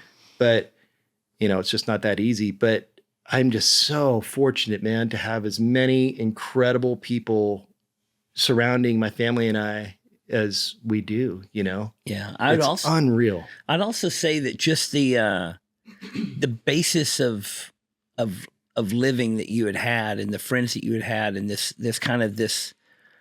group that I think a lot of us just already kind of embodied the PMA kind of attitude. Yeah. You know what I mean? And I think that you're kind of just ingrained to like make the best out of everything, you know? And I think that that's something that takes like, you have to be introduced to that, and you have to be surrounded by that, and you have to have other people that push that, you know? Yeah. So it's like, I know there's a lot of people out there that don't have the same kind of friend group that's like just positive all the time. You know, I see a lot of stuff on social media where it's just, people are just, it's all complaining and it's all this and it's all tragedy. It's all this and I'm just like, man, like the more you put that negativity out there, the more negativity you're going to be surrounded by. There's a Bruce Lee quote that is something, it's like something ballpark of like, don't talk badly about yourself. Yeah. Your body doesn't know the difference. And it's listening. It'll believe you. Yes. You know? And I totally firmly believe that in so many aspects. You know, sure, I complain all the time about like my prosthetics breaking. Right now, I'm wearing my right side hook on my left side, which is kind of like having my thumb on the opposite side of my hand. That's what you were saying earlier. Yeah. It's like the stationary part would be on the bottom. So I'm, you know, sure I complain like anybody else and all that. But like at the end of the day, you know, really like I feel like you get out of it what you put into it. And I do think that if you want things to be different, it's up to you to do that. You know what I mean? So having all the support makes it a lot easier to be positive about it all. And there's kind of equal parts FTW and PMA in there, Yeah. You know, but it's, you know, I don't know. It's takes a conscious effort, you know? I mean, you gotta count your blessings, you know, For just sure. because there's so many, because you had people like your business. Yeah. You're down. Yep. You're like completely incapacitated for over a year. Yeah. Like you're not even doing shit, but Nothing. The studio's still there. The studio's still fundraising, open. The yeah. fundraising is keeping the bills paid. Yeah. You know, everything is like. And I don't know if people realize that, but the people that showed up at the benefits, you know, that came to your 4th of July party, you know, that you guys donated. I mean, that was incredible. That went to the double wide that Bo organized, Yeah. that whole thing. That went to the Granada, that went to Good Friend. All of these things that kept the studio open. I mean, when we had our 4th of July party, Ben Nichols from Lucero played. I just want to give a shout out and thank Ben Nichols because he played the party. And, you know, I went through, you know, I was like, hey, play the party. How much? This much. Yeah. I'll pay you this much. And at the end of the party, I handed him the check and he said, no, man, give it to Jeff. Thank and so you, Ben. that was like super cool. Man, I mean, it like, yeah. I'm not like, I definitely have never gotten numb to all of the just awesome charity that people, you know, did for my family. And I mean, Ben, that was incredible. Thank you. It's really cool. Everyone. And a lot of people did. I mean, there's like people made those little patches that are super cool. Yeah, totally. That was great. Dude, so cool. Yeah. So cool. So many people pulling for you. It's just, like I said, I can't say it enough. It's just amazing how positive you're trudging through this. Well, and it's like the other cool thing that I was thinking, even when I was in the hospital, is, you know, I got to watch, they live streamed that double wide one. So I got that was when you're still in the hospital. Yeah, I was deep in it still. Because that was about 6 months after it happened, right? What, the double wide one? The first benefit was like, no, the first benefit was like, it happened on June 1st. And the first one, I think I was still in a coma. And that was at Good Friend. Okay. Yeah. And then I'm talking about like the concert, the not Granada the Good one? Friend. Granada? Maybe it's a double wide one. There was Good Friend, double wide, and Granada. And double wide, I think, was the biggest as far as fundraising and whatnot. Granada was three. But that's the one that you watched live stream. The one, double wide. yeah. And then the one at Granada, I was at. Yes. And down to like the hour before, I didn't even know if I was gonna be able to make it because I didn't know if I could do it. And that one was 3 months to the day from the accident. Oh, that's pretty quick. Yeah. And I didn't know if I was going to even be able to make it. They had intubated me so many times that I didn't even know if I could sing still, because when they intubate you, you know, that shit runs straight through your vocal cords and all that and can really mess things up. But they, you know, they asked me if I wanted to sing something, and I kind of at the last minute decided like, okay, you know, I'm going to do it. And so, you know, a dear friend of mine, Rick Bowden, kind of came and got me and walked me back there. And I came out and I sang Willin' by Little Feat. And, I mean, it was just incredible. Texas Gentleman and Matt Pence and Shaky Graves and Charlie Sexton, just like this incredible crew on stage. And it was unbelievable. And just like something that I hope that one day my kids look back on that and they're just like, holy shit. Like, yep, I can do it, you know? That's cool.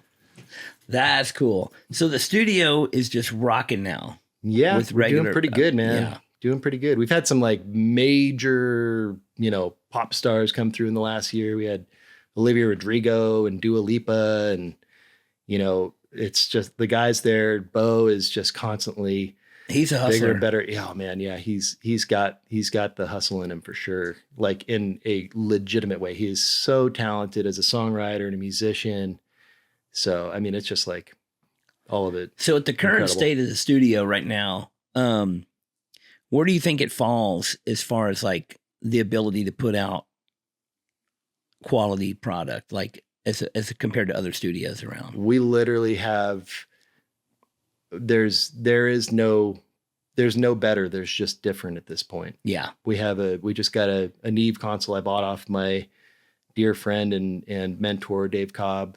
And I mean, it's like, it's the same console that he used to record and mix Brandy Carlisle in These Silent Days, which is like going to be remembered as like one of the Americana albums of this decade. Yeah.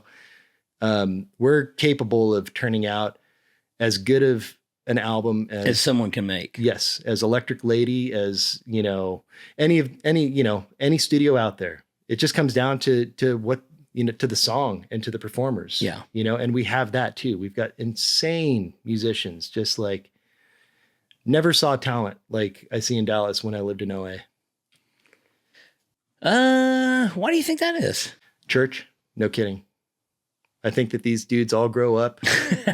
They all grow up playing music in church. Yeah. And they all learn how to play like... Well, they learn early. They learn early, and they learn how to like read charts, and they learn how to play different songs every week and play with different people. And then all of a sudden somebody's older brother has a good record collection. Do you think it's anything to do with people that are learning music for the love of music versus learning music to be cool in a band? Yeah, I think that that's definitely a huge part of it.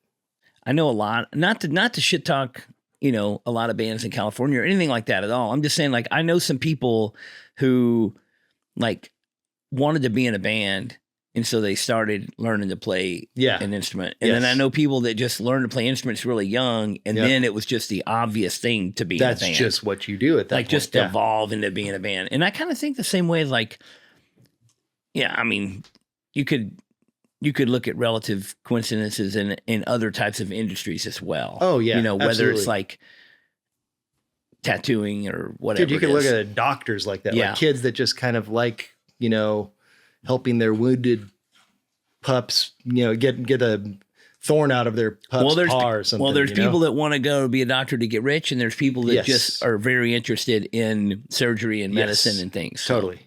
Yep. But I mean, Texas in general has always had an insane music scene. Yeah, absolutely. And a lot of bands like you guys and other people I know that were from all over parts of the country, they would play shows and they would tour. And when they'd come to Texas, they were like, man, this is the best place that we tour. These shows are the best. Austin, Dallas, even Denton music scene is huge. And so it's like, it's kind of well known for raw, live, rock and roll, country music, Texas, Austin, Dallas, Denton, all that stuff. So it's like you were drawn to here after you came here a few times. Man. Oh, yeah, definitely. Like I was thinking about moving here probably 2000. Well, we talked about it for years. I mean, I remember, Nick and I drove. Remember, we rented a truck and drove one of your motorcycles out here. Uh-huh. Yeah, and I borrowed the truck and drove down to Austin to like go look at houses at one point because I thought that I was gonna like go buy a house in Austin and move to Austin, and that was like years before, Yeah. That was 5 years before I moved here, something like that. So. But I know a lot of musicians that just get to this area and they meet so many other great musicians. Oh, yeah. So many, and like, if you want to put a band together of people that really know how to play music, you can put 20 bands together in Dallas tomorrow. Dude, and it's like right when it starts feeling small towny, like I feel like, I already know everyone here or whatever. And all of a sudden, like some dude comes out of the woodwork and you're like, where have you been hanging out, Yeah. So, yeah. I mean, I love live music, and I've been, I've always just been, I mean, going to shows. That's like one of the main things we do, you know, and just, it's been, Dallas is a great place to be. It is. Dallas is a great place to be. I think Austin's great too, but for me, I just love Dallas. But I do too. Our music scene just, it doesn't give up. Like it just, as soon as one generation of bands kind of either dies off or gets older, retires, or blows up and leaves, like the next little crew of bands just start blossoming out, you know. It's like, I got to talk about the 40 Acre Mule and Isaiah, because he was a guy that was around Dallas forever.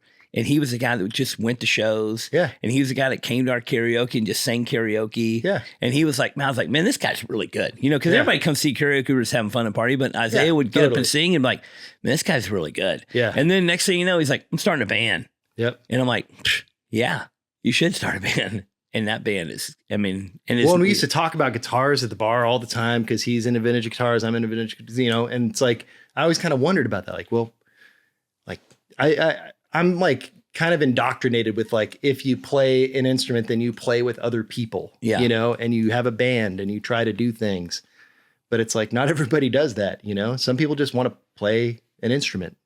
So I always kind of wondered, like, is he in a band? Has he been in a band? Will he be in a band? And here he is. And he's doing great. Yep. He's killing it. And he's a great guy. And he's got great people. I mean, it's like I said, you can put a band together in Dallas. Yeah. You just call all the guys. Totally. Call this guy, call that guy, look, you know, and boom, you got a band. Yep. I mean, you put a couple of bands together out here. Yeah. The J. Charles. Yeah. Train Robbers.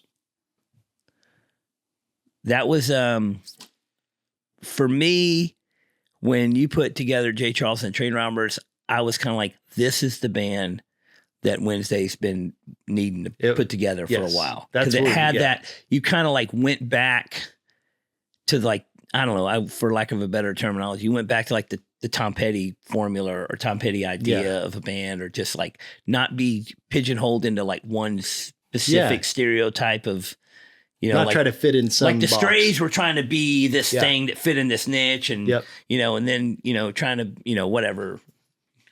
But yeah, that was great.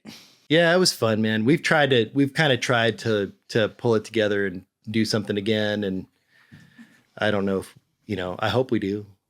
We've gotten together in the last year 3, 4, 5 times and jammed, and well, that's cool. It would be super cool.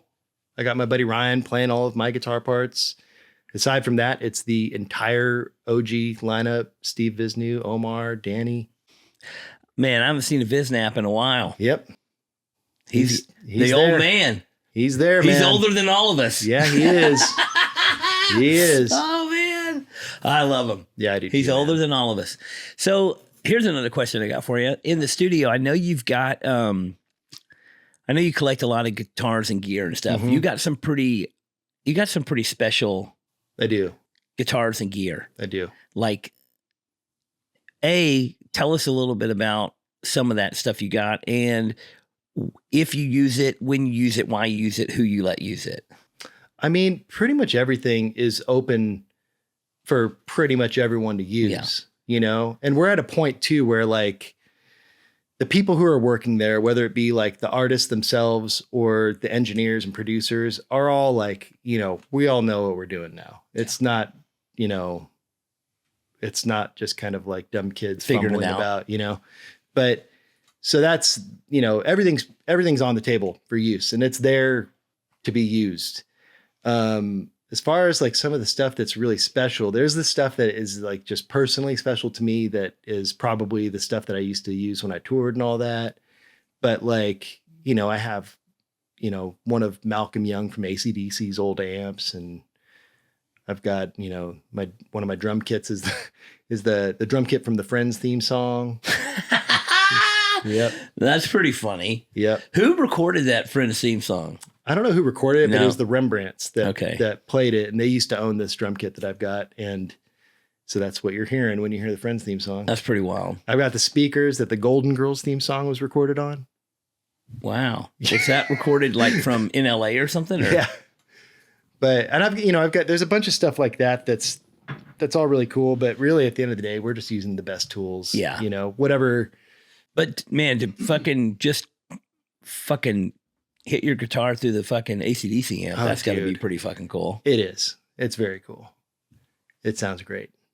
But yeah, I mean, just all tools for the job, it's all kind of fishing until you find the right sound. And we probably have 10, 11, 12 drum kits there, 15 or 16 snare drums. So it's like combinations of things and just knowing the gear. Knowing if you're looking for sound, knowing what piece to grab. Totally. Be like, oh, I know how to get that. And that's where having an engineer or producer in the studio that knows everything there and is familiar with the backstock and the tools that you have. Yeah. You get a new producer to come in there and just work in your studio.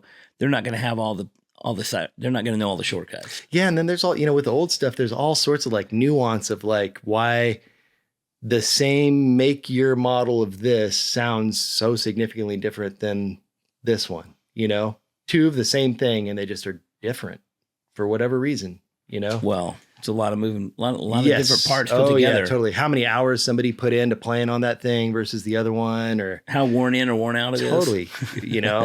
So, but yeah, there's we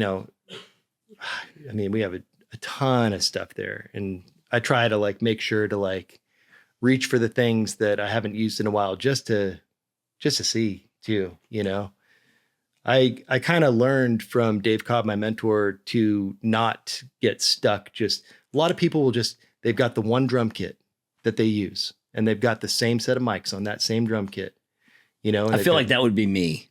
A lot of I would be the guys like, this is my drum set I'm using till the day I die. There's like, yeah, that probably would be you. But yeah, it's like, everyone,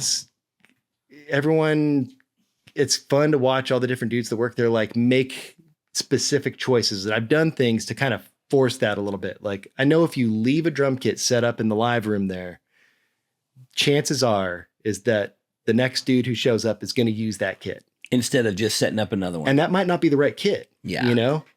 So could we break this one down, move it out of the way, bring the other one, set it all back up, or just use the one that's here? Exactly. So what I try to do is break them down man, and force people to make those active decisions, because it's just like, it makes the difference. And I don't want to make the same record over and over again. None of us do. Yeah. I don't want the drum sounds on, Jeff's album to sound exactly the same as the drum sounds on Oliver's album, Well, how do you, is there ever a point when there's bands that are looking to record and you have to have some sort of vetting process to decide whether you're going to take that project on, or do they have to hire the engineer? They have to go through some sort of... Usually it's a pretty direct conversation with my sessions, usually a pretty direct conversation with me and the artist. And typically I'm already aware of them to an extent, sometimes, we do get quite a few like cold call sessions that filter through Taylor, who is kind of our studio manager, and she tries to kind of pair those with whoever makes the most sense, And yeah, sometimes there's sessions that are tough because it's like, it's a band, so I can't call in all my ringers, but maybe the drummer's not the best, or the bass player's not the best, or whatever, and we got to kind of work through it, So, well, if you know a lot of, sometimes you'll learn a lot about a band or music or recording, and you'll like, oh, well, so-and-so played all this guitar track on the album, but they are not the one playing it live, or you hear a lot about stuff like that happens all the time. Or there's like this one track where that one solo is, they brought somebody totally popped in and played that solo, or somebody, whatever. But that's like some of that, super nerd trivia about music that people pop off and learn. Yeah, definitely. Ricardo likes to party today. Oh yeah. There's definitely, quite a bit of that. Just like my job, and the way I see it is like, before I was in a band before I was in the studio producing records, it is, it's a communal effort to get the album done, right? So it's like, if I'm like hacking away at the guitar and I'm just not getting it, in a certain reasonable amount of time, pass it to the dude who can. You Yeah. know what I mean? Let go of your ego. It's about the whole, and just keep moving, So nothing stinks more than just getting like hung up on one part with a frustrated musician who's just like in quicksand, you know? So, and a lot of times those things iron themselves out too. People go home and get a good night's sleep, come back and just nail it. But yeah, sometimes you just got to pass it off to whoever can handle it, or bring in a ringer to do something that maybe is a little bit beyond what the artist is capable of in that moment. Would you say nowadays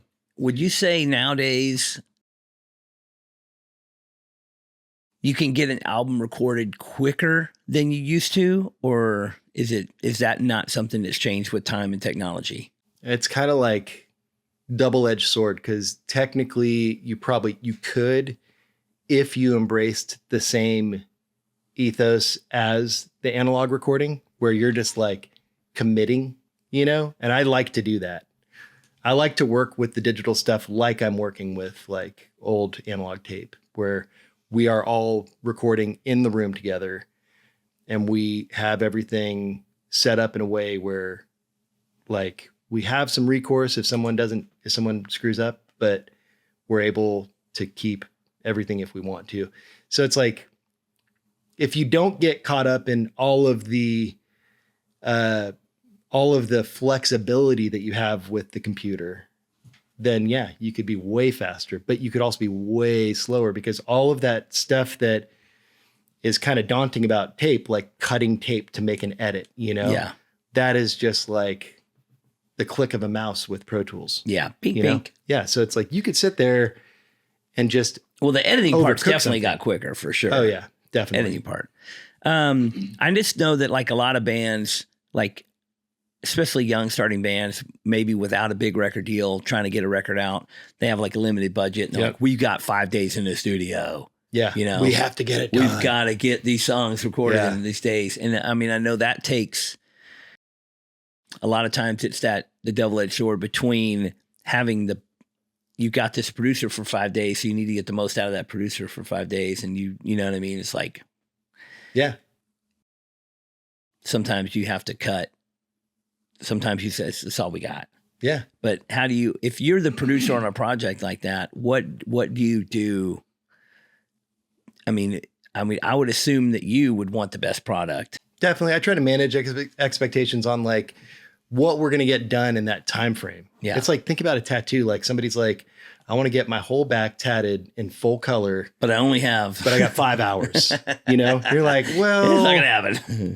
we can catch an outline, but like, it's like some bands, I will kind of, to something you were saying earlier, you're asking me if I vet anything. It's like, if somebody wants me to do too much in too small of a time frame, and I don't feel comfortable with it, then I won't do it. I'll tell them, hey, the pace that I can work at is, you can roughly expect, a song per day, even though it doesn't shake out just like you record a song in a day and a song the next day. You might record all the drums in the first day, or, as a full band, a song a day. I don't know. There's different ways to do it. But yeah, like, I think that you just got to kind of manage the expectations going in as to what it's going to look like. And I try to kind of budget the time, Is there any scenario where a band comes in, they've got these songs, they want this album, it's this many songs, and you have like, do you ever just give a budget and then we're going to get that much done regardless of how long it takes? Yes.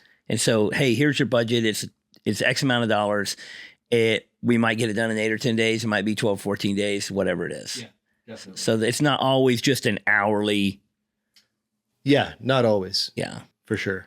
The studio charges kind of on a day rate. Yeah. And it kind of being my business, I kind of package myself with that. So typically it's just kind of on a day rate scale. But yes, there are times when it's just like, this is the budget. This is the album. Yeah. And you are committed to making the best product. So if it takes a couple more days, and I'm in that right now. You're stretching with our friend Dan Phillips. Okay. Where we have a limited budget to work with from a really fantastic record label. But you want the best product. Yes, I cannot skimp. Like I can't do it, you know? And I tell people all the time, it's like, if you come and we make a record, I'm going to want to probably like take some risks and try some cool shit. And if it doesn't work, don't worry. Like I will make that time back up to you. Yeah. You know, and I'm also not going to leave anyone hanging as long as it's within reason, you know, as long as they're not, you know. Is there ever any back end money for the studio or producer? Yeah. For the producer, yes. For the studio, not so much. No. For the studio, sometimes if we kind of take a gamble on an artist and do kind of what's, you know, called a spec project, you know, then the back end could be possibly a little bit more than the front end day rate would have been. Yeah. Because we're taking a risk, you know. That's standard operating procedure for a lot of businesses. Yeah. Totally. For a producer, yeah. I mean, especially as a songwriter, you know, there are songs that I have co-write just as much writing credit on as the person who's singing it. And so if it hits big, you get it. Totally. Yeah. Yep. So.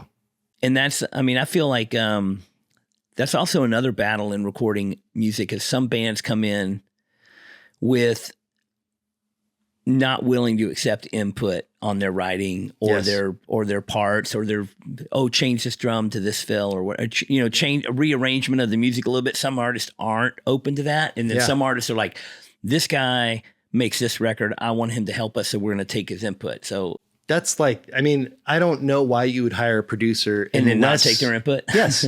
You turn it up. Shut the fuck up. It's like, why would you choose a specific tattooer and then not do what they do? Yeah, exactly. You know, trying to think of somebody who does something like real specific, you know? Yeah. Like Chris Trevino. I don't know if he's still like all about the Japanese work, right? Correct. But like, why would you go to him if that's his thing and be like, but I want something this like graph style, modern, modern traditional. He just says no. But you know what I'm saying? Like for a reason, you know? So yeah, I mean, I think that, I don't know. So have you had those instances with battling with the band and them not taking your shit? Yes. Absolutely. And then you're just like, well, I take no blame for this album sucking. Yeah, kind of, you know, I mean, it's tricky because it's like, you know, the thing, it's kind of like back to the tattoo thing. It's kind of like when somebody explains a tattoo to you and they tell you, generally speaking, where they want it. And you say, that's too many words. Yes, exactly.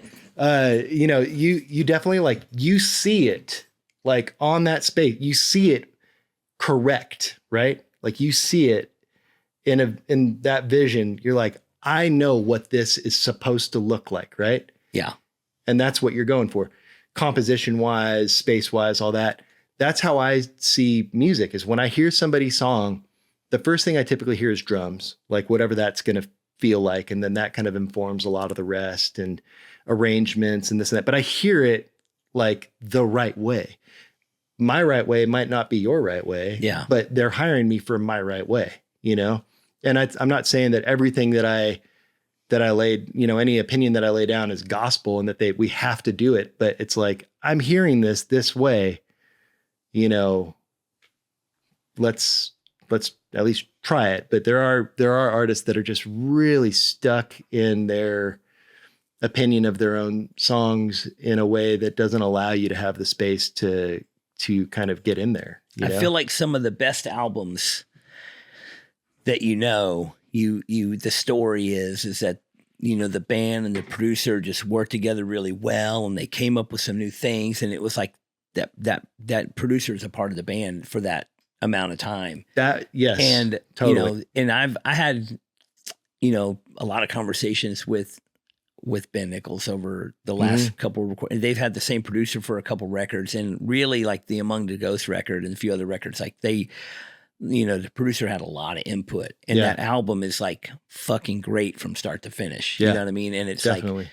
he's, you know, that is a band that's been doing it long enough. They're like, they want that person. When they look to record an album and they look to who's going to produce it, they're basically looking for another member of the band. Yeah. And that's kind of what I didn't mention when you were like, you know, when you're asking why I got into this whole side of things, is that's how I saw Dave. And that's what Dave was to the Strays. Dave was the fifth member of the band. Yeah. And he played on that album and he wrote on that album and he produced that album and he guided us through the whole process. And that's what was so inspiring to me as I was thinking about it. It's like, you know, man, I get to be in a new band every like 6 weeks or so. Yeah. You know, sometimes 2 at a time if I've got double duty going on. But like, it's so rad because I love the band dynamic. Like I am a band dude forever. I ended up being kind of like a little hired gun here and there at the end, you know, filling in for Joby in the Bronx or, you know,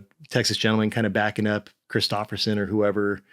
But really I'm a band guy. I want to be like one of the 4 dudes who are it, like a little gang, you know?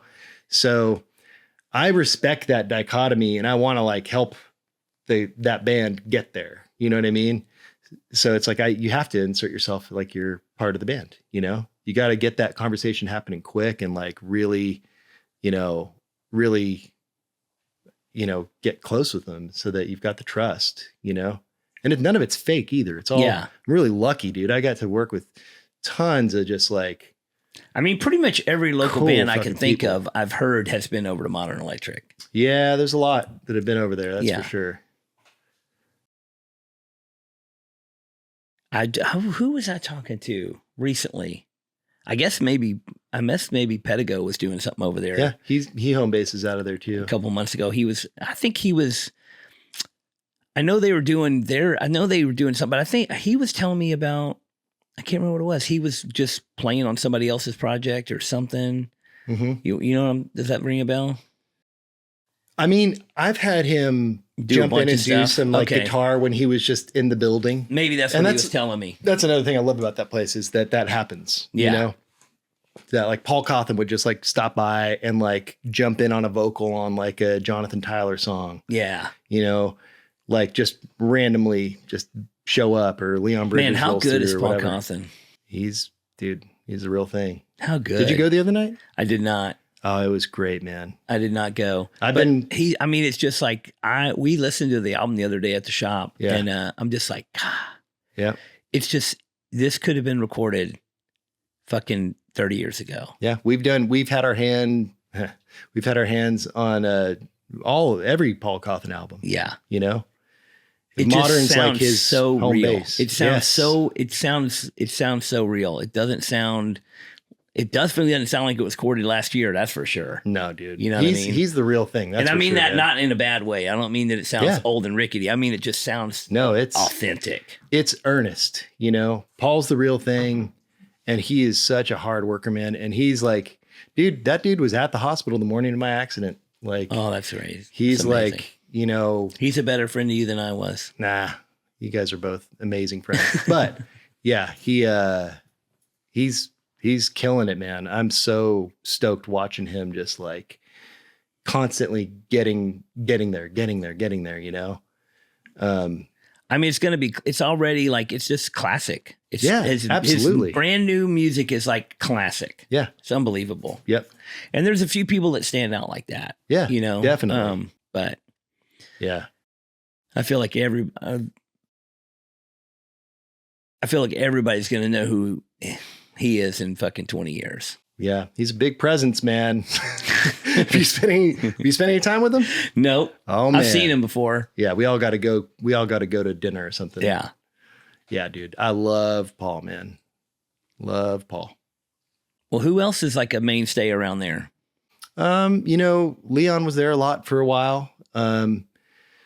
And it seems like that kind of happens every so often, every, few years, he'll be back doing something. The mainstays, I mean, Max Pachente, I don't know if you've met him, but he's got his project called About You. And that's like he lives out in LA now, but he's definitely a fixture there. He's there a lot. And him and I are really like heavy collaborators. You know, he lets talk about giving access. Like, I am so grateful for the access he gives me to his songs, because I'm able to get in there and write lyrics with him, which is such a personal thing, you know? Yeah.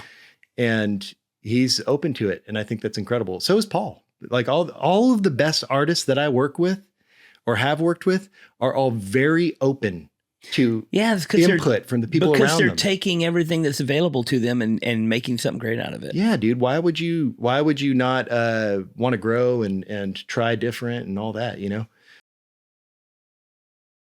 I always have a hard time thinking about this whenever it comes up, but there are definitely like, you know, another artist here in town, Clayton Serafi, he's doing kind of like, it's like Mexican regional meets Americana, you know, and it's like 80 to 90% in Spanish, and it's super cool.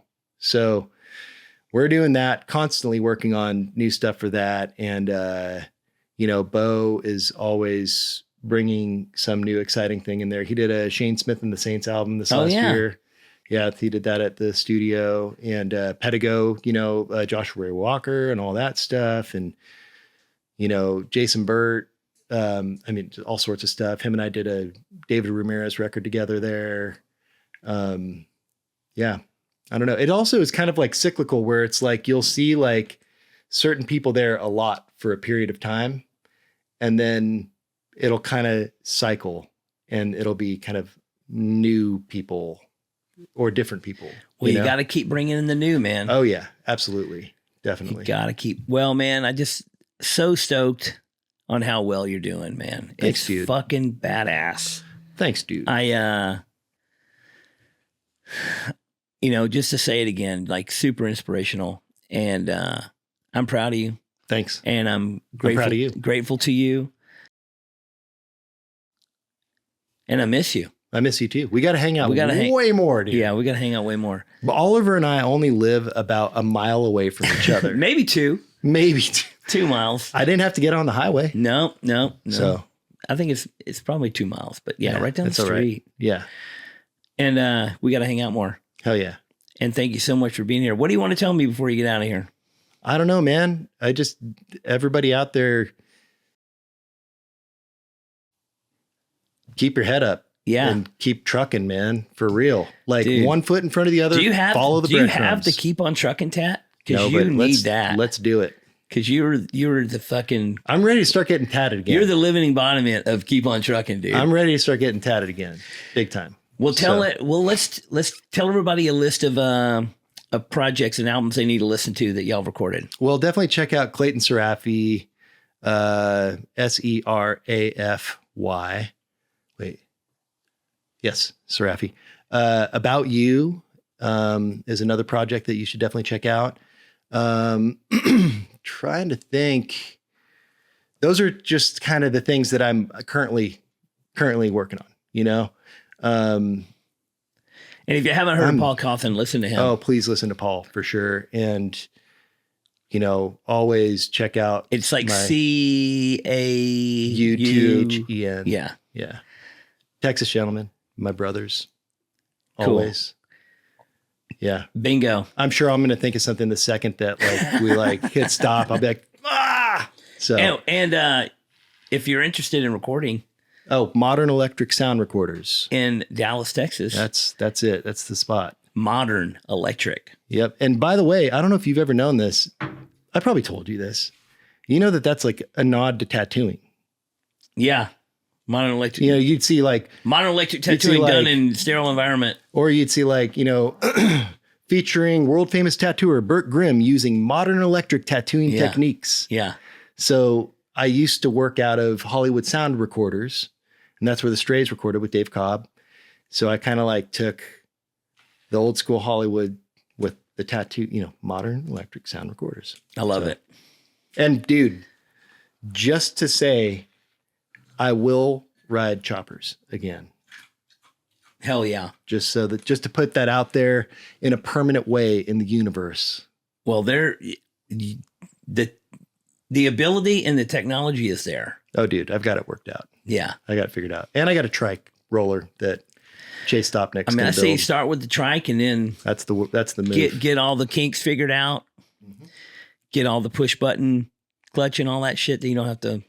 Oh, it's an auto clutch, centrifugal. Yeah. That's what I'm saying. Yeah. Well, you could also have like you could also have a push button. We talked about you could have like a button on the side of the tank that you push with your knee. Yeah, totally. You could do all kind of shit. Yeah. There's been all sorts of cool shit that we've done, but fuck yeah. We'll get there. All right. Love you, buddy. We'll see you soon. Love you too, man. Later, guys. Cheers. Hey, please remember to like, share, and subscribe. Come on, guys. Click all those links. Push all those buttons because it really helps us out and gets us out there to more and more peeps. What in the Duck podcast is produced by Audra Cabral and John.com Niederkorn. Our sound, video engineer, and editor is Courtney, Jr. Larkins. Initial audio video setup and intro music by Blake Balake Pinchon. And a big thanks to everyone that submitted questions. Y'all keep them coming. Email me any questions you would like me to answer to whatintheduckpodcast@gmail.com. Thanks for listening, and we'll see you next time on What in the Duck. What in the Duck podcast is proud to be sponsored by Label Solutions, www.labelsolutionsinc.com. I've been a customer of theirs for over a decade. They make the highest quality premium labels for all kinds of products. Food and beverage, personal care products, pet care products, beer and wine spirits, CBD products, automotive products, and more. They can make a label for almost anything. Multicolor, custom die cut, full wraparound labels, too many options to even tell you about. I use Label Solutions for all the stickers and labels for my stuff, like the Tiki Loco label on the coffee I'm drinking right now. They do have a minimum order of 1,000 labels, so they won't make you 20 labels for that soap you're making in your bathtub.